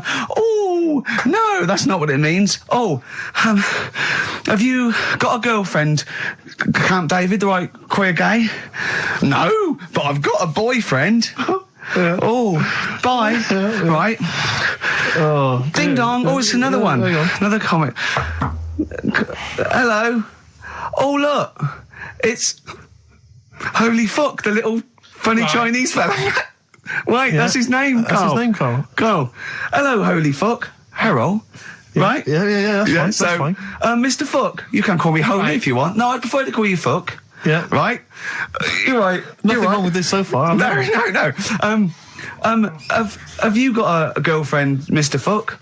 Achoo. Oh, you haven't got that SARS, have you? Yeah. No, that's my girlfriend's name. See? Yeah. Oh, just before you go, Mr. Fuck, I've got two things here. I've got a nice Trilby hat that you could wear, or I've got a little lampshade. Right. Which one do you want to put on your head and walk around? I presume the Trilby. No, but it's not. No. Yeah. The lampshade. Lampshade, of course. Bye. See you later. Yeah. I thought they were genius. Can I be honest? I'll be honest. I thought they were brilliant. I thought they were. You didn't steal them off Chris. No. They're original. They're original. Sometimes characters. Chris Moyles has done stuff as good as that. I know. Yeah, I know. But no, these are all mine. So there you go. We'll be hearing more from Camp David, the right queer gay, and Holy Fuck, the funny little Chinaman. What? All right, Karl. Yeah. Is that your sort of humour? It might not be your sort of humour. You just should have run it past me before you did it. Yeah. What one are you worried about in particular? The not Camp David. Well, say his name. No. Say his name. Which one? I don't know which one you mean. The Chinese fella. I forget who that was. What was his name? I can't remember. Well, if you can't remember, it can't be that good, so we'll leave it. We won't do it again. Right? I'll tell you what I've got, Steve. Oh, what? I'll tell you what I'm thinking. Go on. Right. Do you know, like, TV programmes sort of get rested in the winter? Ding dong. Oh, no. Hang on, who's this? Oh, go on. Hello again. Not now, Mr. Fuck. We're talking. Bye. Is that Holy Fuck again? Yeah. Okay, go on. Look at Carl's face. Right, okay, that's it now. I'm not answering the door anymore. Right, okay, go on. Right, yeah. Ding dong, ding dong, ding dong, ding dong. He's trying to get in. You've got. Don't be impolite, Rick. Come on, Rick. He wants to come in. No, it's too late. It's too late. He's gone away now. Go on. Right. Anyway, what I'm thinking is, Rockbusters coming back for a bit. What? What are you talking about? He likes my idea. He likes my characters. He doesn't like that idea. If I what? Go on, what, Carl? No, what? I was going to say if I came up with With what? with that Chinese fella. What was his name for again? a sketch? You wouldn't have liked it. Let's do Rockbusters and see how it goes. I know you weren't a fan of it, but. Hang on, Yeah, but to be honest, Carl, he dissed Cheap as Chimps, and we know that's a brilliant idea. Hang on, sorry, we all agreed that Rockbusters was a piece of old toss. No, I didn't. I said it needed And that's resting. why we stopped doing it. I said it needed resting for a bit. I don't remember that conversation. What do you mean it needed resting? We abandoned it because it was appalling. You it started off as a nice idea, but you just gone crazy. None of it made any Let's play a sense. record and come back to this, shall we? What do you want to play? Bit of sugar. Oh, Yeah. Brilliant. That cheer us all I up. don't know why you were thinking of bringing this back. I'm genuinely worried about this. Well, Is that the doorbell? I would be lying, Rick, if I told you that didn't feature in my list of the best singles ever. That's lovely. It's a If I can't change your mind, Sugar. great pop tune. Brilliant, absolutely brilliant. I think Carl's worried about one of the names of my characters, so I'm changing the gay fella's name to David Gray, the bent pianist. right. The Scientist, Coldplay on XFM 104.9 with me, Steve Merchant, Karl Pilkington, and Ricky Gervais, obviously. So Carl just getting a little bit frustrated there with Steve, having nothing to offer after being off for a week. Do you know what he calls you now behind your back? Oh, God, here we go. No, it's all right. He calls you the Professor because of a picture of you in My Media. Oh, right. What did you say? He said it. Did you approve it? I didn't actually know. No, you know what it is, don't you? It's, you know, when you take it from an angle, it sort of distorts one side, and they've taken a picture from a bigger picture, I think, and so it's, do you know what I mean? Like he's looking in a kettle, and he went, "What's going on there?" He said he looks like one of those professors of BBC Two schools programmes. Well, I take that as a compliment, considering what I call you behind your back. And I tell you now, ain't the Professor. Although Carl's looking pretty good at the moment, aren't you? I'm surprised. Can I just say, I'm surprised that you got chosen for having clean nails at school to serve the biscuits. Because I always imagine you. When I look at you, I see you as a child. I see you as a grubby little child who's always out in the street I getting think dirty. Carl is quite hygienic because he's always got a nice little. Nowadays, I do. Yeah, nice but little top on. not the boyhood, Carl. I always imagine you being quite neglected. No, me clothes weren't always the best, and they were a bit warm, but they were always clean. Yeah. Is this a always country imagine that song your coming house- on? Are you Dolly Parton? I always imagine your house as having, and actually, to be fair, I imagine your house has been very much the same. Always stinking of chip fat. Yeah. Also, my mum was always cleaning, so again, it was always sort of like clean. It was just it smelled. It smelled And cigarette smoke, maybe. Yes, it smelled of Dettol, pets. Yeah, and cigarette smoke. Yeah, and Such chip a fat. working class and smell. chip fat. Yeah. That's a real working class sort of smell and look and stench. Yeah. Are you talking about me now? Yeah. I mean, the interesting thing is that Carl's cleaned up his house. I clean. I have 2 baths. No, I know you're obsessed. It's I really love freakish. This is being really clean. bad of me. I was in Waitrose earlier buying a sandwich. I got a bit of money now, Carl. I like to splash out on a sandwich. I like £2.50. You ever seen any of it? Benji's shop. He does go to Benji's. I'll tell you what. I love Benji's. We go for lunch, right? And if he looks in the restaurant and it's sort of like $6.50, he goes, "Rick, I'm not made of money." Yeah. He is. We have to go to Benji's. He gets 2 sandwiches that have to fill him up, right? Because they're a quid each or something. But I'm a big guy. I need a lot more food. I genuinely need more food than most people. I'm like a brontosaurus. It is. He's just grazing all day. So I can't afford to sort of splash out in Pret a Manger all the time with your fancy French sandwiches. I like to get a lot of bread for the money. I want a lot of bread. So I was in Waitrose and some guy came in behind me, and he was sort of, I don't think he was mentally doolally, but I think he'd been homeless for just too long, and he was really... What's just right amount of time to be homeless? Well, I think it was past you want to get out of that game early, don't you? He's past the point of no return, this guy. I think it was too late for him. I think there was no going back, really. 6 months, he was sort of walking at a bit of a weird angle. He walked like the Elephant Man, even though he wasn't deformed. It was probably like you were in the week. It was quite unpleasant. And he sort of came up to me and he went, and weirdly, he spoke a bit like I'm speaking now because of my throat. And I thought, if I speak to him back, is he going to think I'm taking the mick? So I kept quiet. And he went, all right, what's your name? And I said, Steve, and he shook my hand. He forcibly took my hand and shook it. But he had these cuts and bruises on his face. Oh, the open sores. Yeah, and he was shaking my hand, and I was just terrified. I was just thinking, get off my hand, let go of my hand. And thankfully... Did he have a bow round his neck? Well, he may as well have. I mean, seriously, and I caught the eye of a security guard. I didn't throw it out. You know, I'm all heart. This man does not have the funds to be shopping here. Please have him removed. This is part of the John Lewis partnership. And so they had him thrown out. And you know, I was just freaked out. I had to wash my hand as soon as I could. I couldn't imagine the kind of grime that was crawling across whether his kind of homeless ways. Are you still doing your social work? Or whenever I can, Rick. Yeah. Yeah. At least he used to give it to old people, biscuits. You'd have gone, I'm not going near them. Look at them gums. Wouldn't that have been grim? Would you have wanted that, though? Old kind of homeless people touching you? Well, no, I'm not Jesus Christ. No, I know. It's not on my list. I don't have a shopping list on. What do I need? I need some batteries from a Walkman. I need to be touched by some old people. See you later. Cheers. I was watching, the one thing I did watch all week was Columbo, which seems to be on constantly. I was watching Columbo, and I know you're a fan of Columbo, Rick. One of my favourite programmes of all time. Right. I was like, do you not think that All right. I just thought you were going to talk about it. Well, which one? What do you mean? They made about 90, and they're showing on about 4 channels in rotation. But it doesn't matter if I tell you who did it, because you'll find out in the first 5 minutes. Yeah, exactly. You find out in the first 2 minutes anyway. Let's be honest, if Robert Vaughan's the star, it's probably going to be him. Or Culp. Often Robert Culp. Yeah. Yeah, sometimes Patrick McGowan. But do you not think that Columbo looks like he smells? Would you imagine he smells a bit? He's a brilliant detective. Well, he's got that dog, and he smokes cigars, so I imagine he smells... I reckon he stinks. I reckon he doesn't clean his clothes enough. Oh, I think he has. I think he gets up and washes, but I think he puts on a crumpled old mat. Minded. I think he's too busy thinking on solving crimes and stuff. What do you think? Do you think his wife makes him clean his pants now and again? I think they're quite a bohemian couple. I'm not sure she's really interested in that. I think she's got her own mind. Maybe she's a painter or something. No, maybe she's losing it a bit, and he's a bit embarrassed by it. Yeah, that could be the truth. And she's probably incontinent, so while she's ironing his trousers, she just all over them, and he goes, oh God, she's shatting my pants again, I gotta wait a minute. Yeah.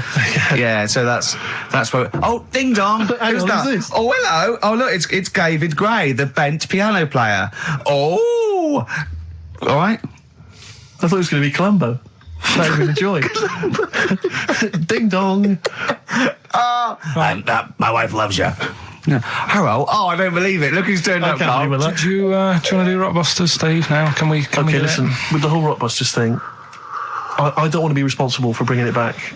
So I think we should put it to the vote. You should email in. We'll give people 5 minutes to email in. I'll take a straw poll. Do you want to see the return of Rockbusters or not? We're leaving it to you, the audience, to decide. Okay, Steve. I guarantee it's going to be a landslide. They are all going to want it. But why have we ever trusted our listener? We know what they're like. You've just described some of them with a bloke in Waitrose and Columbo's wife shitting herself. So that's the sort of people that, you know what I mean? Yeah. It was weird because the Waitrose guy did ask for my autograph before he was hauled away. So maybe he is a listener. But all I'm saying is maybe the posters have drawn in some fresh blood. There's some people who've maybe not heard Rockbusters before. They're the ones who probably vote for it. Anyone else who's heard it before, surely they're not going to see the return of that. No one wants to see the return of that. What's the number? No, let's email only. We don't want to speak to these freaks. Ricky.Gervais at XFM. I know the fact we don't want to speak to these freaks. We work with one of them. Yeah. God. Yeah. If you want to see the return of Rockbusters, vote yes. If not, no. Tone it down a bit. Let's not do 3. No, it's got to be 3, otherwise it's too easy. Oh. Ricky.Gervais at xfm.co.uk. Right. Just choose the best one. Right. The Seeker from The Who. Brilliant. Classic rock. On XFM 104.9, I'm Ricky Gervais, with me Steve Merchant, Karl Pilkington. All right, well, unsurprisingly, the overwhelming consensus is that people would like to hear the return of Rockbusters. I should, however, point out just some of the no responses. Let me see what we've got here. Is Dickie Anderson called in yet? Sadly, nothing from Dickers. I think I might make him one of my hilarious sort of comedy characters. What do you think he would sound like? What would he sound like? I sort of probably like that, I think. Ding dong. Hello. Hey, it's Dickie Anderson. I can't believe it. Your show's rubbish. Something like that? I mean, I think you should work on them perhaps before You're saying there's not a lot of substance these I'm guys? just saying that, once the novelty of the doorbell has worn off... I don't think you understand comedy on radio, Steve. I'm not sure I do, to be honest. Listen to Noel Evans, listen to Moyles. You'll see you don't need to riff with it. It's just, you just do the doorbell and just say they're here. Right. That's all you need to do. Sure. So, that's the main thing. Well, so we've had a couple I'm of thinking of some responses. more characters as well. Well, keep working on those. Yeah. Marcus has emailed. He says no to Rockbusters. He hasn't heard it, but it sounds rubbish. Believe me, you couldn't be more right. Well, does The Office sound good as a title? All right. This is someone else. Don't bring back Rockbusters. Please, can we have more Holy Fook? You're not pronouncing it right, Steve. I know. I was just a bit edgy there.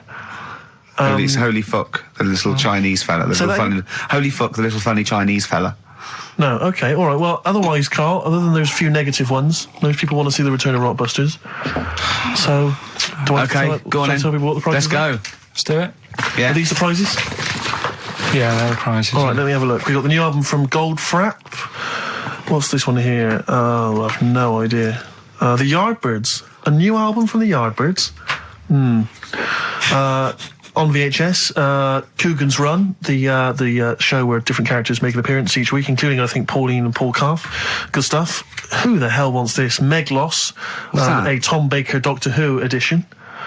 And the only decent thing really in the collection, other than Coogan's Run, is the X-List, the double CD featuring lots of current indie favourites. So, not bad little selection there, Carl. Yeah, well, if you are new, you haven't heard it before, I'll sort of give a cryptic clue and then some initials. I'd say it isn't cryptic. It's like, what am I thinking that might or might not be the initials that I'm going to say. That's how you got to think, really. Yeah. But go on. Do you want to remind them of any that spring to mind? Just as a... Exploding Pet was Atomic Kitten, doesn't really work. What else? I fell down in a puddle in Texas. I got my legs wet. Knelt down in the puddle, got my legs wet. Wet Knee Houston doesn't work either. Whitney Houston. Jamaican swinging a fish round. D-trout spinners doesn't work in the slightest. Doesn't work in the slightest. That's how they work. So there's three of them. You email in. So here we go then. Number one, the gingerbread man has only got one leg. Right? The gingerbread man has only got one leg. Got the it. Initials there, LB. LB, right? Okay. Second one, these people from the East Midlands swear a lot. All right? These people from the East Midlands swear a lot. These people from the East Midlands swear a lot. The initials TTD. Right? And the third one, have a holiday in Italy. Right? So you've done three then? TB is the initials on that one. So quickly again, the first one, gingerbread man's only Yeah, I've got that leg. one as well. I've got that one. I got two. These people from the East Midlands swear a lot, TTD. And the third one, have a holiday in Italy, TB. Email in with what the songs are and you win that stuff. Ricky.Gervais@xfm.co.uk. Hang on, it's not the songs, it's the artists, isn't it? Yeah, just Oh yeah, like he said that. Yeah. Okay, fine. Email only, please. Ricky.Gervais@xfm.co.uk. So we got that going. Yeah, looking forward to the answers on that. Bit of Feeder would be good, wouldn't it? All right. I love this music. Forget about tomorrow. Feeder on XFM 104.9. We've had a response from Dickie Anderson. Dickie Anderson, our number one fan, although not a man who's, he's not afraid to criticise constructively. Yeah. And he's simply emailed in, surely your show is bad enough without bringing back Rockbusters. A valid point.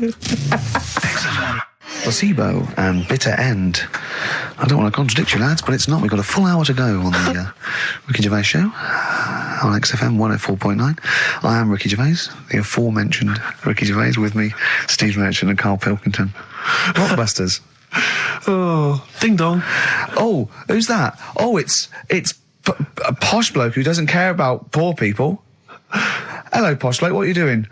I'm in my Rolls Royce and I don't like the homeless. Oh, posh bloke, don't be a You want to do the satire? That is satire. Yeah. There's nothing like it. It's political as well. I'm getting in there's so political many. Don't even begin to show off. I was showing that some foreigners are funny. I got in the fact that, like, if you notice that Chinese people wear different hats to us. Yes. So that's political in a sense. Yeah. So, the weird thing is, Steve, right, that is like what I imagine Ricky's house being like when people are ringing the bell. Because they're all so different. It's got a little... He's obsessed with all my friends being slightly different to each other. I've never understood it. He goes, there's no thread. There's no thread to them.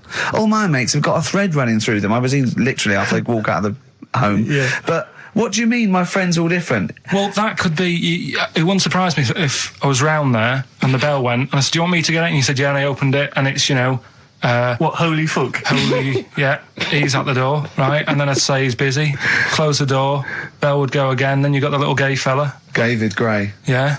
And then, do you know what I mean? Yeah. Not really, no. Because he's met some of my friends and he looks at them in a weird way. I mean, some of them are weird, but he's just... Oh, the other night, right, he's got a thing about Robin, my mate Robin, right, who's a lovely bloke, right? He's going, I can't be handling him, he talks too much, Robin sort of goes, and he talks really fast, and he's sort of riffing all the time and that, and because it does me head in. Why is he talking like that? And I said, Carl going for a drink. I went, he went, Robin's not going to be there, is he? I went, no. And I was there with Johnny, and I'd set him up. I knew Robin was going to be there. Robin comes in, sits down and goes, hi. I go, all right. Carl goes, I'm going. And Robin sort of looks at him. I went, oh, don't be stupid. He went, no. And this is in front of Robin, who's confused. Carl goes, points at him, he goes, I said, was he going to be here? I don't like him. And Robin just... it was unbelievable. It was unbelievable. Appalling. It was unbelievable, Steve. And Robin sort of looked like really genuinely sort of upset. He goes, well, shall I go? I went, no, don't. And Johnny went, oh, Carl, he's a lovely bloke, right? And Carl went, well, no, I'm less annoyed at Robin now, who's done nothing. No, of course. Than you. And I went, look, just have a chat. He goes, no, it's not worth it. And Robin was going, right. I go, Robin, stay. He went, no. And I made him stay. And in the end, they were getting on, weren't you? Well, yeah, in the end... I can't believe... What were you thinking, Carl? What kind of a despicable man are you? That's why am I the bad one? Of all the things you've done, that is terrible. Why am I the bad one when it's Ricky's fault that we were both there anyway?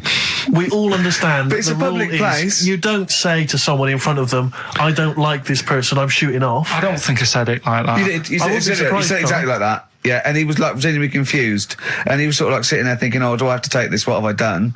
And he was upset anyway. He just done a show that didn't. You are one of those typical Mancs who are arrogant and they swagger around the place like I don't need anyone. And I'll tell you this: if you ever lose Suzanne, you are going to be one lonely man. I'll tell you, because you make no effort to maintain your friendships. You say these sort of things that he's saying to you about Liverpudlians, and I'll tell you what: I've never met a Liverpudlian as rude as you. You're like the Oasis brothers, Larry, loud, rude. No, but I said no. Robin's all right. I had a chat with him. He was a bit quieter the other night. He was fed up. I said if he's fed up all the time, I'd be happy. I said he's fed up because you've just insulted him. And he said he was all right. He didn't talk much. I said when he was upset because he'd been in the show and he said, well, tell me next time one of his family dies, we'll have another drink.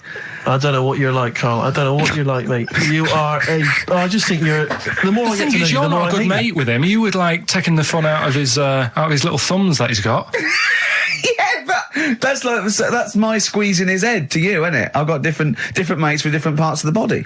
Yeah. I like to squeeze your head. I like to look at his thumbs and that. It's weird, because I was thinking of doing a bit of educating Ricky. Yeah. Right. I'm always looking for stuff, learning stuff as well as doing the other job and that. Yeah.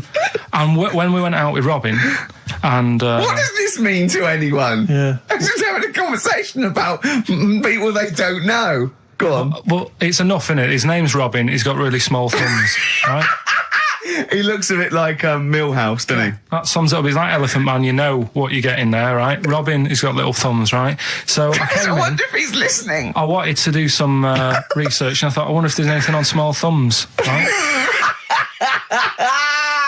I found something. Do you know the saying, rule of thumb? Oh, is it an inch? Well, do you know what the saying means? Oh, is it hitting your wife with a stick? Yeah, okay, apparently. Come on, explain. Well, rule of thumb, do you know what that saying means if someone says... kind of, yeah. Well, it just means... a rule of thumb, it's a general rule. Yeah, exactly, yeah. Right. Well, where it actually came from is years ago, husbands weren't allowed to sort of clout the wife with anything. What was it like in the past? I know, yeah. You couldn't clamp your missus. With anything wider than your thumb. The stick had to be the same, no bigger than your thumb. I know, So a big Robin bloke could do no damage if he went out with anyone. Although his is wide, he's got a little thumb like a little knob, isn't it? It's like it's truncated, because it starts off normal. It looks like he's had his big toes put on his hands. Does he have to drink a pint with 2 hands? Yeah. And he's dropping stuff all the time. Can I just go back to the rule of thumb thing, though? The idea, what date was this? I'm not asking Karl, I'm looking at Ricky, because you're not going to have any idea, Karl. It's just going to be the past. Yeah. But I like the idea that... I think it's the same sort of day where, I don't know, you got hung for being homosexual and you could shoot a Welshman. I just love the idea that there's blokes beating their wives with shovels, logs of wood, and someone's gone, hang on a minute, everyone, Hold on, wait a minute. Let's have a look at your thumbs. What can we do? Wait a minute. We've got to have some kind of rule here. I'm all for beating your wife, but let's have some kind of rule. Let's give him a sporting chance, surely.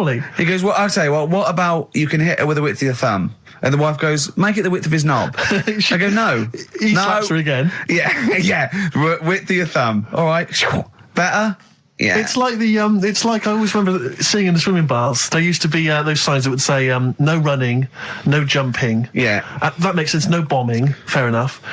No petting. No petting. It's like you're not allowed to kiss in the swimming baths. And I love the idea that it's probably some kind of lifeguard who sort of maybe saw his ex-girlfriend getting off with some bloke in the water and thought, right, there's no petting anymore in here. What do you mean? No petting. You're not allowed to kiss her. Or no one. You're not doing this just because you used to nothing. There's not a problem. Okay. Not a problem. Just leave and don't kiss. You want to swim, but don't kiss. There's no petting. Did you just write that on in yourself in biro? Yeah. No. What's this? No fiddling downstairs in or out the swimming pool? No. No fiddling with her downstairs? No. Right. It does annoy me, though. I was saying to Ricky the other night when we were walking somewhere... No taking her for a drink afterwards. You can't enforce that. People who kiss and that in the street... That annoys me. Yeah, people showing their affection for one another. No, they can hold their hand and that. Yeah. Sure. But it was just... Yeah, I agree. Yeah. I see 2 people eating each other, like, in a restaurant or something. 2 people eating each other? You know, snogging in public, yeah. So that's that. Answers for Rockbusters, are we doing them now? Yeah, well, come on then. Well, I think let's play a record, let's come back with answers apparently for we've got what about a bit of Cure? Do you want a bit of Cure? Yeah. So we're going to go wrong. We're going to go wrong. Ding dong. Oh, here he is. Oh, it's a fat fellow with lipstick. Hello. A Forest, The Cure, XFM 104.9. Good track, isn't it? Oh, yeah. Going all the way back. All the way back there. Wow, Rockbusters, the results. You've had a few proper answers, I hear. So, either I'm wrong or people do think like you. I've got 2 of them. What are the clues again? Right. First one was the gingerbread man has only got 1 leg. I got that. That was LB. Limp Bizkit. Right. Yeah, the that third works. The third one that I think you worked out. Yeah. Have a holiday in Italy. Chewing Breaks. TB, Chewing Breaks. Yeah, this is the one I can't get. If there's a reason why I can't get this, we're not doing Rockbusters. Can I give the answer to this one? Yeah. What's the clue? The clue, these people from the East Midlands swear a lot. Yeah. TTB. TTB. The answer? TTD. Yeah, go on. Give the clue again. These people from the East Midlands swear a lot. Tourette's Trent D'Arby. Right, you're never doing Rockbusters again. Tourette's Trent D'Arby. Right, you're not doing it. You've blown it. You see, you sneak that one in. Yeah, but I always like to sort of give 2 that, are fairly easy, and then you sort of work out the men from the boys then, don't you? Yeah. Well, I mean, if I'd have done a character called Tourette's Boy, friend of the little Chinaman, and it went, ding dong, oh look, it's Tourette's Boy, friend of holy fuck, holy fuck, you'd have been annoyed. Do you know what I mean? Oh, who's your mate, Tourette's Boy? Holy fuck. You'd have been annoyed, wouldn't you? Is that a character from Lenny Henry's show? I can't remember whether it's Chris Moores or Lenny Henry. Yeah, one of them.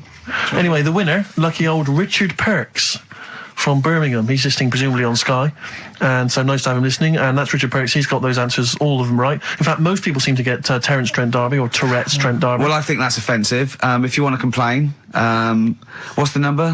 What do they write to complain about that? Using the same person you told people to write to and tell them I was a knobhead and shouldn't be on the radio. last week when I was away. Did anyone do it? I think a few went through. Did you listen to the show? I listened back to the recording of it. Did you get any emails before you listened to the show? Yeah, when I got in. Did it upset you? What sort of things was it? Just stuff, I can't remember. Just it was weird because there was like a few of them in a row, and I just thought, what's happened here? Yeah. And because we said that, because you weren't here. So what did you say? I just said phone in. We had a couple of genuine emails that liked the show, didn't they? Yeah. And I said phone in and leave messages or email Andrew Phillips and Karl Pilkington and just say the show was great. The show was brilliant without him. But they went a bit too far, did they? What did they say then? Oh, I can't remember. I mean, it doesn't bother me because I'm not bothered what people say, am I? No. Do you know what I mean? No, you don't care what you say to people either. Poor little Robin, he looked crushed. Whatever. Whatever. Well, it doesn't matter because he's doing well at what he does. He couldn't even hitchhike home because they wouldn't stop because his thumbs didn't show up. He couldn't. He was waiting there for ages by the side of the road. Do you know the difficulty he has buying gloves? It's murder for him. He wears little oven gloves. Yeah. From like Wendy houses. He has to wear Barbie oven gloves. Yeah. Oh. Right, so so the winner there, Richard Perks in Birmingham, if you could just email him with your address. There was another winner, wasn't there? What was his name? Actually, there was one person who got all the right answers, and there was almost a winner, but his name was Peter Kay. And I like Peter Kay just coming second, so we gave it to Richard Perks. Yeah. Peter Kay. Never gonna win. Play a record. Radiohead. There. XFM 104.9. Ricky Gervais, Stephen Mitchell, and Karl Pilkington. Right, Rockbusters. Well, you shot yourself in the foot with that. So, Tourette's Trent D'Arby. Amazing. I mean, what did you think of first? His name and what words you could put in there? I normally sort of just go through a Guinness Book of Hit singles and go, right, who can I do? All right. You're giving away a lot of. I mean, that you're an enigma, Karl. I wouldn't give away your workings. I mean, because then everyone will be able to do it. And what you've got now is a gift that people can't really tap into. Do you know what I mean? See, that's what Lenny Henry and Chris Moyles' mistake. See, I've sort of worked out how they do their comedy, and I'm doing it now. Sure. Do you see what I mean? Now that, I'm doing it. I think the only way that people would start to be able to replicate a lot of what Karl does is if maybe they had a severe blow to their head, or they were diving and they came up to the surface too quickly. Ding dong. Oh, I'd like a severe blow. Oh, get lost, David. Oh, let's have some adverts, quick. Steely Dan, reeling in the gears. Sorry about that. Look, he's going to put on his little duffel coat. Yeah. Well, not very well. You look like someone that walks around Forbidden Planet. Don't say that, that's the ultimate insult. You can say I look like something that you'd buy in Forbidden Planet, but not someone that goes shopping in there. Please. The Professor. Oh, the Professor. Oh, brilliant. Oh, talking about weird-looking heads and stuff. Go on. We're doing that cartoon on the internet at the moment, that little cartoon I did of Karl. And the bid's up to 200... Hang on, sorry, that doesn't make any sense to people that don't know what you're talking about. Oh, I did a little cartoon of Karl. And because he doesn't like his picture in the paper, when people request a picture of us, he started sending that off, and it's in Heat, and it's going to be in Jack, and they put it on the internet, and they're bidding for it, aren't they? Yeah, it's at £200. That's ridiculous, that's crazy. Isn't it? That's so crazy. what I thought was, we've got to frame it, Karl. We've got to put the copy of Heat in or something. You'll have to the winning show, the show that they win on. You'll have to do a copy of that. So you know what I mean? They get something for their money. I think I'm mildly embarrassed. So it's for good cause and everything. But didn't someone say 250 if they can come in and watch the show? Yeah. We can't do that. We don't allow people. But what I thought was, what about the winner gets to come in and squeeze your head? So they get in for just 2 minutes. We present them with it. No, Yeah. No. What do you mean no? I'm not having strangers charity. coming in squeezing my head. What? You think it's for charity? It's for charity, Karl. Come on, mate. What are you like? I don't care.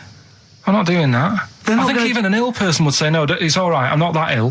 What do you mean? You don't have to have your head squoze for us. Squoze. Squoze. You don't have to have your head squoze. All right, let's move on.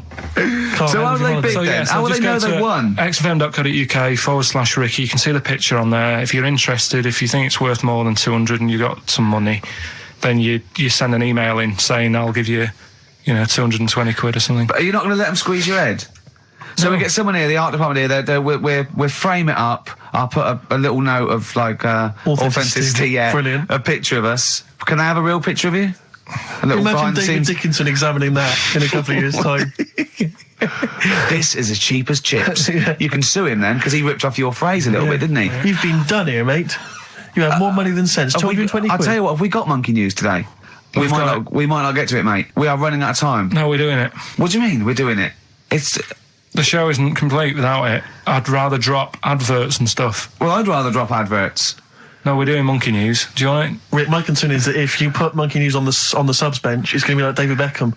Yeah. He can have his eye wandering to other radio stations. Yeah. And look what he's doing. Yeah, he might be leaving off to Real Madrid. I might take monkey news off to Radio 2 or something. Yeah. Right? So don't believe in monkey news. I imagine if they're listening now, they're probably going to call you and go, Karl, were you serious about bringing monkey news to Radio 2? Because the check's open. Well, do you want a bit now, or what we're doing? Well, no, I wanted you to tell Steve about your holiday, because you told me in the week. Go on. Steve, I mean, bad idea. I had a feeling anyway about going away with, like, Suzanne's mum and dad, because I've never been into sort of family holidays anyway, right? Even when you see it, whenever I've been on holiday and you see, like, families on planes and that, and they're all having a laugh and a joke, loving it, and then on the plane going back, you can see that they've gone off into groups, and, like, you know, the dad isn't talking to the daughter and all that business. So I thought, asking for trouble, but, you know, I do everything once. Do you know what I mean? Boxing, dancing, going on holiday with parents and that. Yeah. Give it a go, see how it goes, right? So not your A-levels, but fair enough. It started off. It started off bad, didn't it? Because last week I told you that you know, our dad called us up and said, you know, I want to take some tea bags with us to Madeira. Yeah. What's the best way of packing them? Yeah. Right, so I knew there was going to be problems like that, because the thing with Suzanne's family, right, they like having a routine. They know what they're doing every day. They know what they're having for tea every day.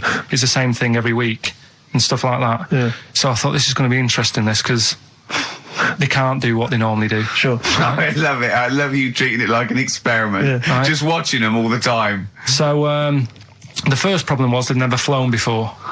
So I was winding them up a bit. Saying, it's murder. It's really horrible. You know, plane goes all over the place.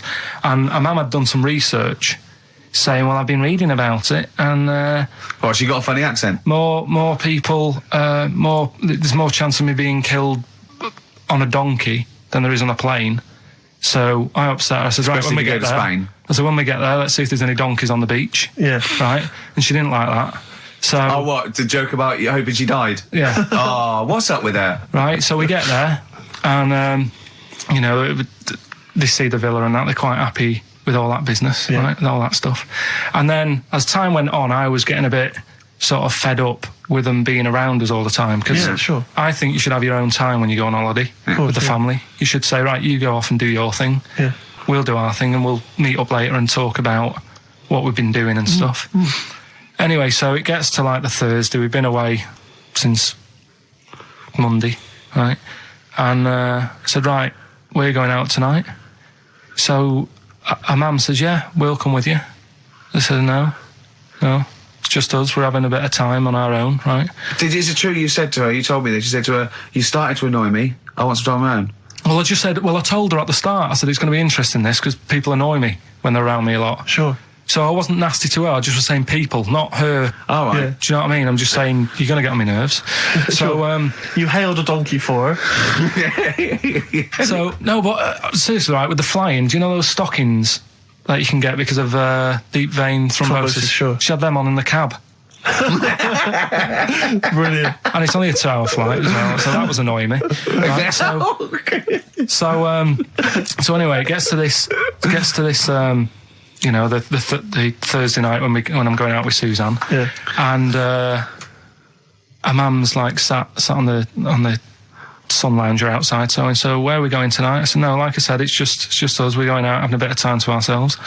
So I could see as the day was getting on, she was realising that she's got a night in with, like, her husband, right?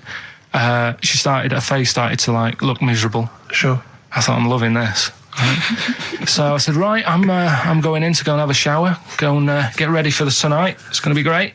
And winding them up, wind them up because they can't come, because he said they can't. Right, so I go upstairs, have a shower and that. I come down, and a mum's smiling. Oh, hang on. So I'm thinking, hang on a minute, what's gone on here? So I went to Suzanne. I said, "Why is your mum smiling? She's not coming." She said, "No, but my dad said he'll take her out now." So in a way, she was happy because she got her own way, which had annoyed me. That annoyed you, sure, because you wanted to... What, you don't even want her husband taking her out? Well, it's just the fact she didn't want to go out. She was happy to stay in and have sausage, egg and chips that they'd found from some shop that sold English food. Right. So that's almost like what they do if they're at home. Sausage, egg and chips. So she was happy with that if we were staying in and having that. But because we were going out, she was fed up. Right? So she's smiling. So she's going, "Yeah, I'm going out now." So I said, "Well, enjoy yourself." She said, "Where are you going?" I said, "Well, it doesn't matter, does it? You don't need to know." Sure, You're not going to where we're going. "Oh, you just don't want us to be in the same restaurant." I said, "Yeah, that's right." I said, "I want a night out on my own with Suzanne. It's our holiday as well." I don't know. I can talk to you about this. This is not even his own parents. This is someone else's parents. These are the parents of the woman he loves. But even Suzanne sort of agreed with me. There's only so much time you can spend with your parents. That's why you leave. That's why when you're ill, you don't go home to them. Yeah? Sure. Yeah. Because the slight difference between me and you, Karl, is that not everyone in the world annoys me. Well, not everyone does. Just... I can see what... I felt a bit guilty that week when he said I was annoying him, but I realise it's not my fault now. No, everyone annoys him. Yeah. So, yeah, it was an alright holiday. It was good to get back. Brilliant. Won't be doing it again. So. No. And what now would you say is your relationship with Suzanne's parents? Is it a frosty one? No, I just think they know that I don't like to put up with them for a long time. Yeah. I mean, when we were packing, a man was upset because, like, she really liked the place where we were staying, right? Because it was quite a big villa, because there was a few of us. There was a brother as well with us, right? Yeah. So, our mum said, "Oh, I love it here." She said, "I'm definitely going to book this place again." I said, "It's a bit big for two of you, isn't it?" Just being sarky, like, we're definitely... I said, because, I won't be coming again. You're like, I don't know what you're like, Karl. You're a monster. You're an absolute monster. You wouldn't speak with the girls. I says, I speak as a find. I says, and jibbered what the wibble. Yeah. And never the weir will slep. You're like a middle-aged man. You're like an old man. You're like an old man and you're what, 30? I'm just imagining you scraping along in clogs and a flat cap going, "Oh, that tree's got to come down." Yeah. Puncturing a kid's ball if he kicks it into your garden by mistake. Yeah. Refusing to give it back. Yeah. Gather round. Yeah, there were once Chinese kid as hairy as that cow, which is weird because there's not many Chinese people that are hairy, but this one, I tell you, it were back in 1990. Grandad, are you eating a Twix? Well, that's you too, with or without you, but we've got to cut it a little bit short because we're actually running out of time. It's so jam-packed, this show. We've got monkey news on the bench. Karl just remembered, we've got Cheeky Freak of the Week to fit in. I don't know what to do. What's your Cheeky Freak of the Week, quickly? Just throw that away. Right, well, it's just like, we look at Cheeky Freaks. Is this show offensive in any way to some people, do you think? Ding dong. Got any buns? Oh, it's the Elephant Man. Go on. Right, well, it's a bit of a problem for you, this one, Steve, right? I'm chucking it forward to you. Remember the Cheeky Freak of the Week that we were talking about? That illness where people age quicker? The 5-year-old girl that was older than her mum, and he said to you, what, if you ran off like you wouldn't serve her fags and beer? And you went, no. He went, why not? And you went, because it's a 5-year-old. Yeah. Right? He went, oh, she's got enough problems. Give her some fags. You remember that, don't you? Sure. Yeah, right. So, another dilemma for you, right? Picture this. You're running a restaurant, right? Door goes, right? Few people. Most of them look normal. You notice the woman at the back, crawling on all fours. Top half is woman, right? This is real. Yes. This isn't like a comic or anything. This is on, yeah, on the internet. I've seen it. They're called dog people, and her legs just come straight down. They're like little twin legs at the back, and so they walk on all fours because it's easier. Dog people, right? Yeah, not dog people. They're human beings with deformed back legs, so they walk. It's easier for them to get around like that because they can't stand up because they can't stabilise, and also it comes straight out of their hips. Right. So you're running a restaurant. It's a busy night. You haven't really got time for any hassle. She comes in. Would you serve her? The premise being what? That he doesn't serve dogs? Because the restaurants don't allow animals in. Right. So it's a dilemma. It's not a dilemma. Right. She's not a dog. She's a human being. Yeah, I put a plate of meatballs on the floor, and she tucks in. And a little glass of, a little bowl of wine next to it. He turns round, there's the woman older than... Get away from that plant!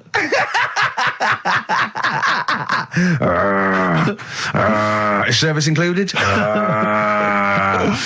Oh, dear. Okay, so monkey news, please. All right then. Let's hear the jingle. Oh, chimpanzee that monkey news. Right. Now, before and again. Go on. Oh, chimpanzee that monkey news. Brilliant.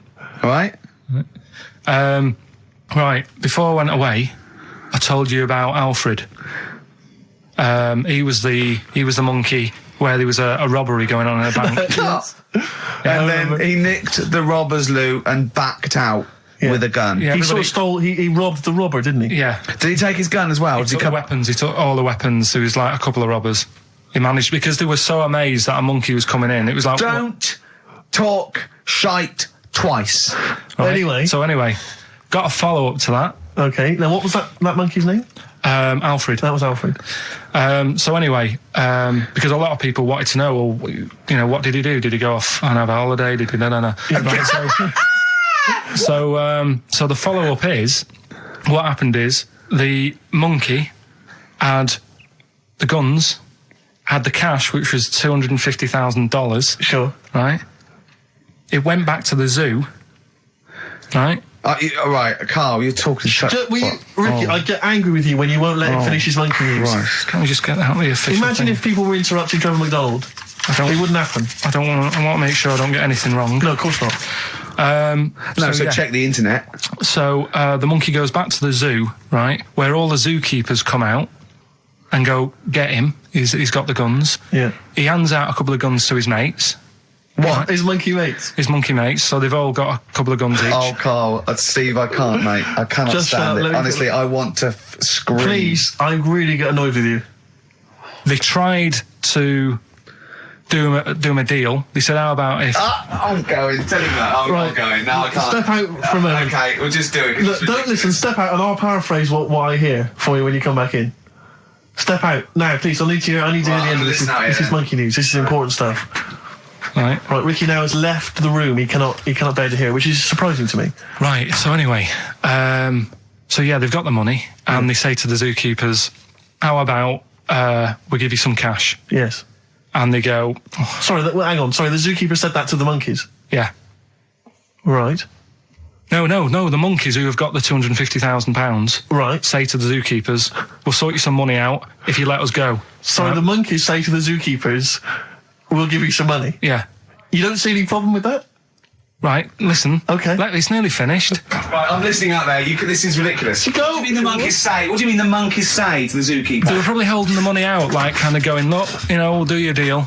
Right, okay, come on. And what happened is, I think they were happy with that. I think they left, and that was that. They wanted to get out of the zoo because they didn't like it in there. There's the thing. Right, I don't... Just have a look. Right, Carl, think. Right, how did they get out in the first place, this one? Just let Steve have a... So why did he go... So he went and robbed... He thought... he knew there was going to be a robbery that day, did he? He might have been getting some money before they went to escape, and then that happened, and they had more money. They might have been withdrawing some stuff out. What do you mean? No. If he was planning on leaving the zoo, he's going to get his savings. What are you talking about? What have you read there, Steve? I've got a feeling this is a review of one of the Planet of the Apes films. I think it's Escape from the Planet of the Apes. I'm not certain. It could be Beneath the Planet of the Apes. Right, Carl, think. Please think, right? So this monkey, right, he leaves the zoo, right? So he leaves the zoo, which he can do, presumably what? They leave him the keys or what? They're chatting to him, they might as well. He goes to a bank. What's he thinking of doing? Sees a robbery, probably by chance. He probably wasn't tipped off, was he? Or has he got one of those police scanners? Probably got one of those police scanners. Well, I think he was going to the bank to get a mortgage to build I think he wanted an extension, didn't he, on his cage? Think of that. And so I love the fact that he hands out the guns and they do a deal. It's honestly, you've got the best mind working on radio today. It's incredible. The only person who makes less sense is Terry Wogan. Anyway. He goes up and down, doesn't he? I can't understand his sentences, because I don't know... No, it's like free-form poetry. Yes, I don't know whether it's the end of a sentence, in the middle, or a new one. Yeah. Yeah. Yeah. But let's have the jingle again, a record, and then we'll probably have to wrap up the show, I imagine. That was, chimpanzee that monkey news. Well, Mr. Stipe, I am not Kenneth, but I can tell you the frequency was 104.9. See you next week. I'm Ricky Gervais, with me Steve Merchant and Karl Pilkington. Do you think that when Marconi invented radio, this was what he had in mind for it? Yeah, 2 hours of absolute... See you later.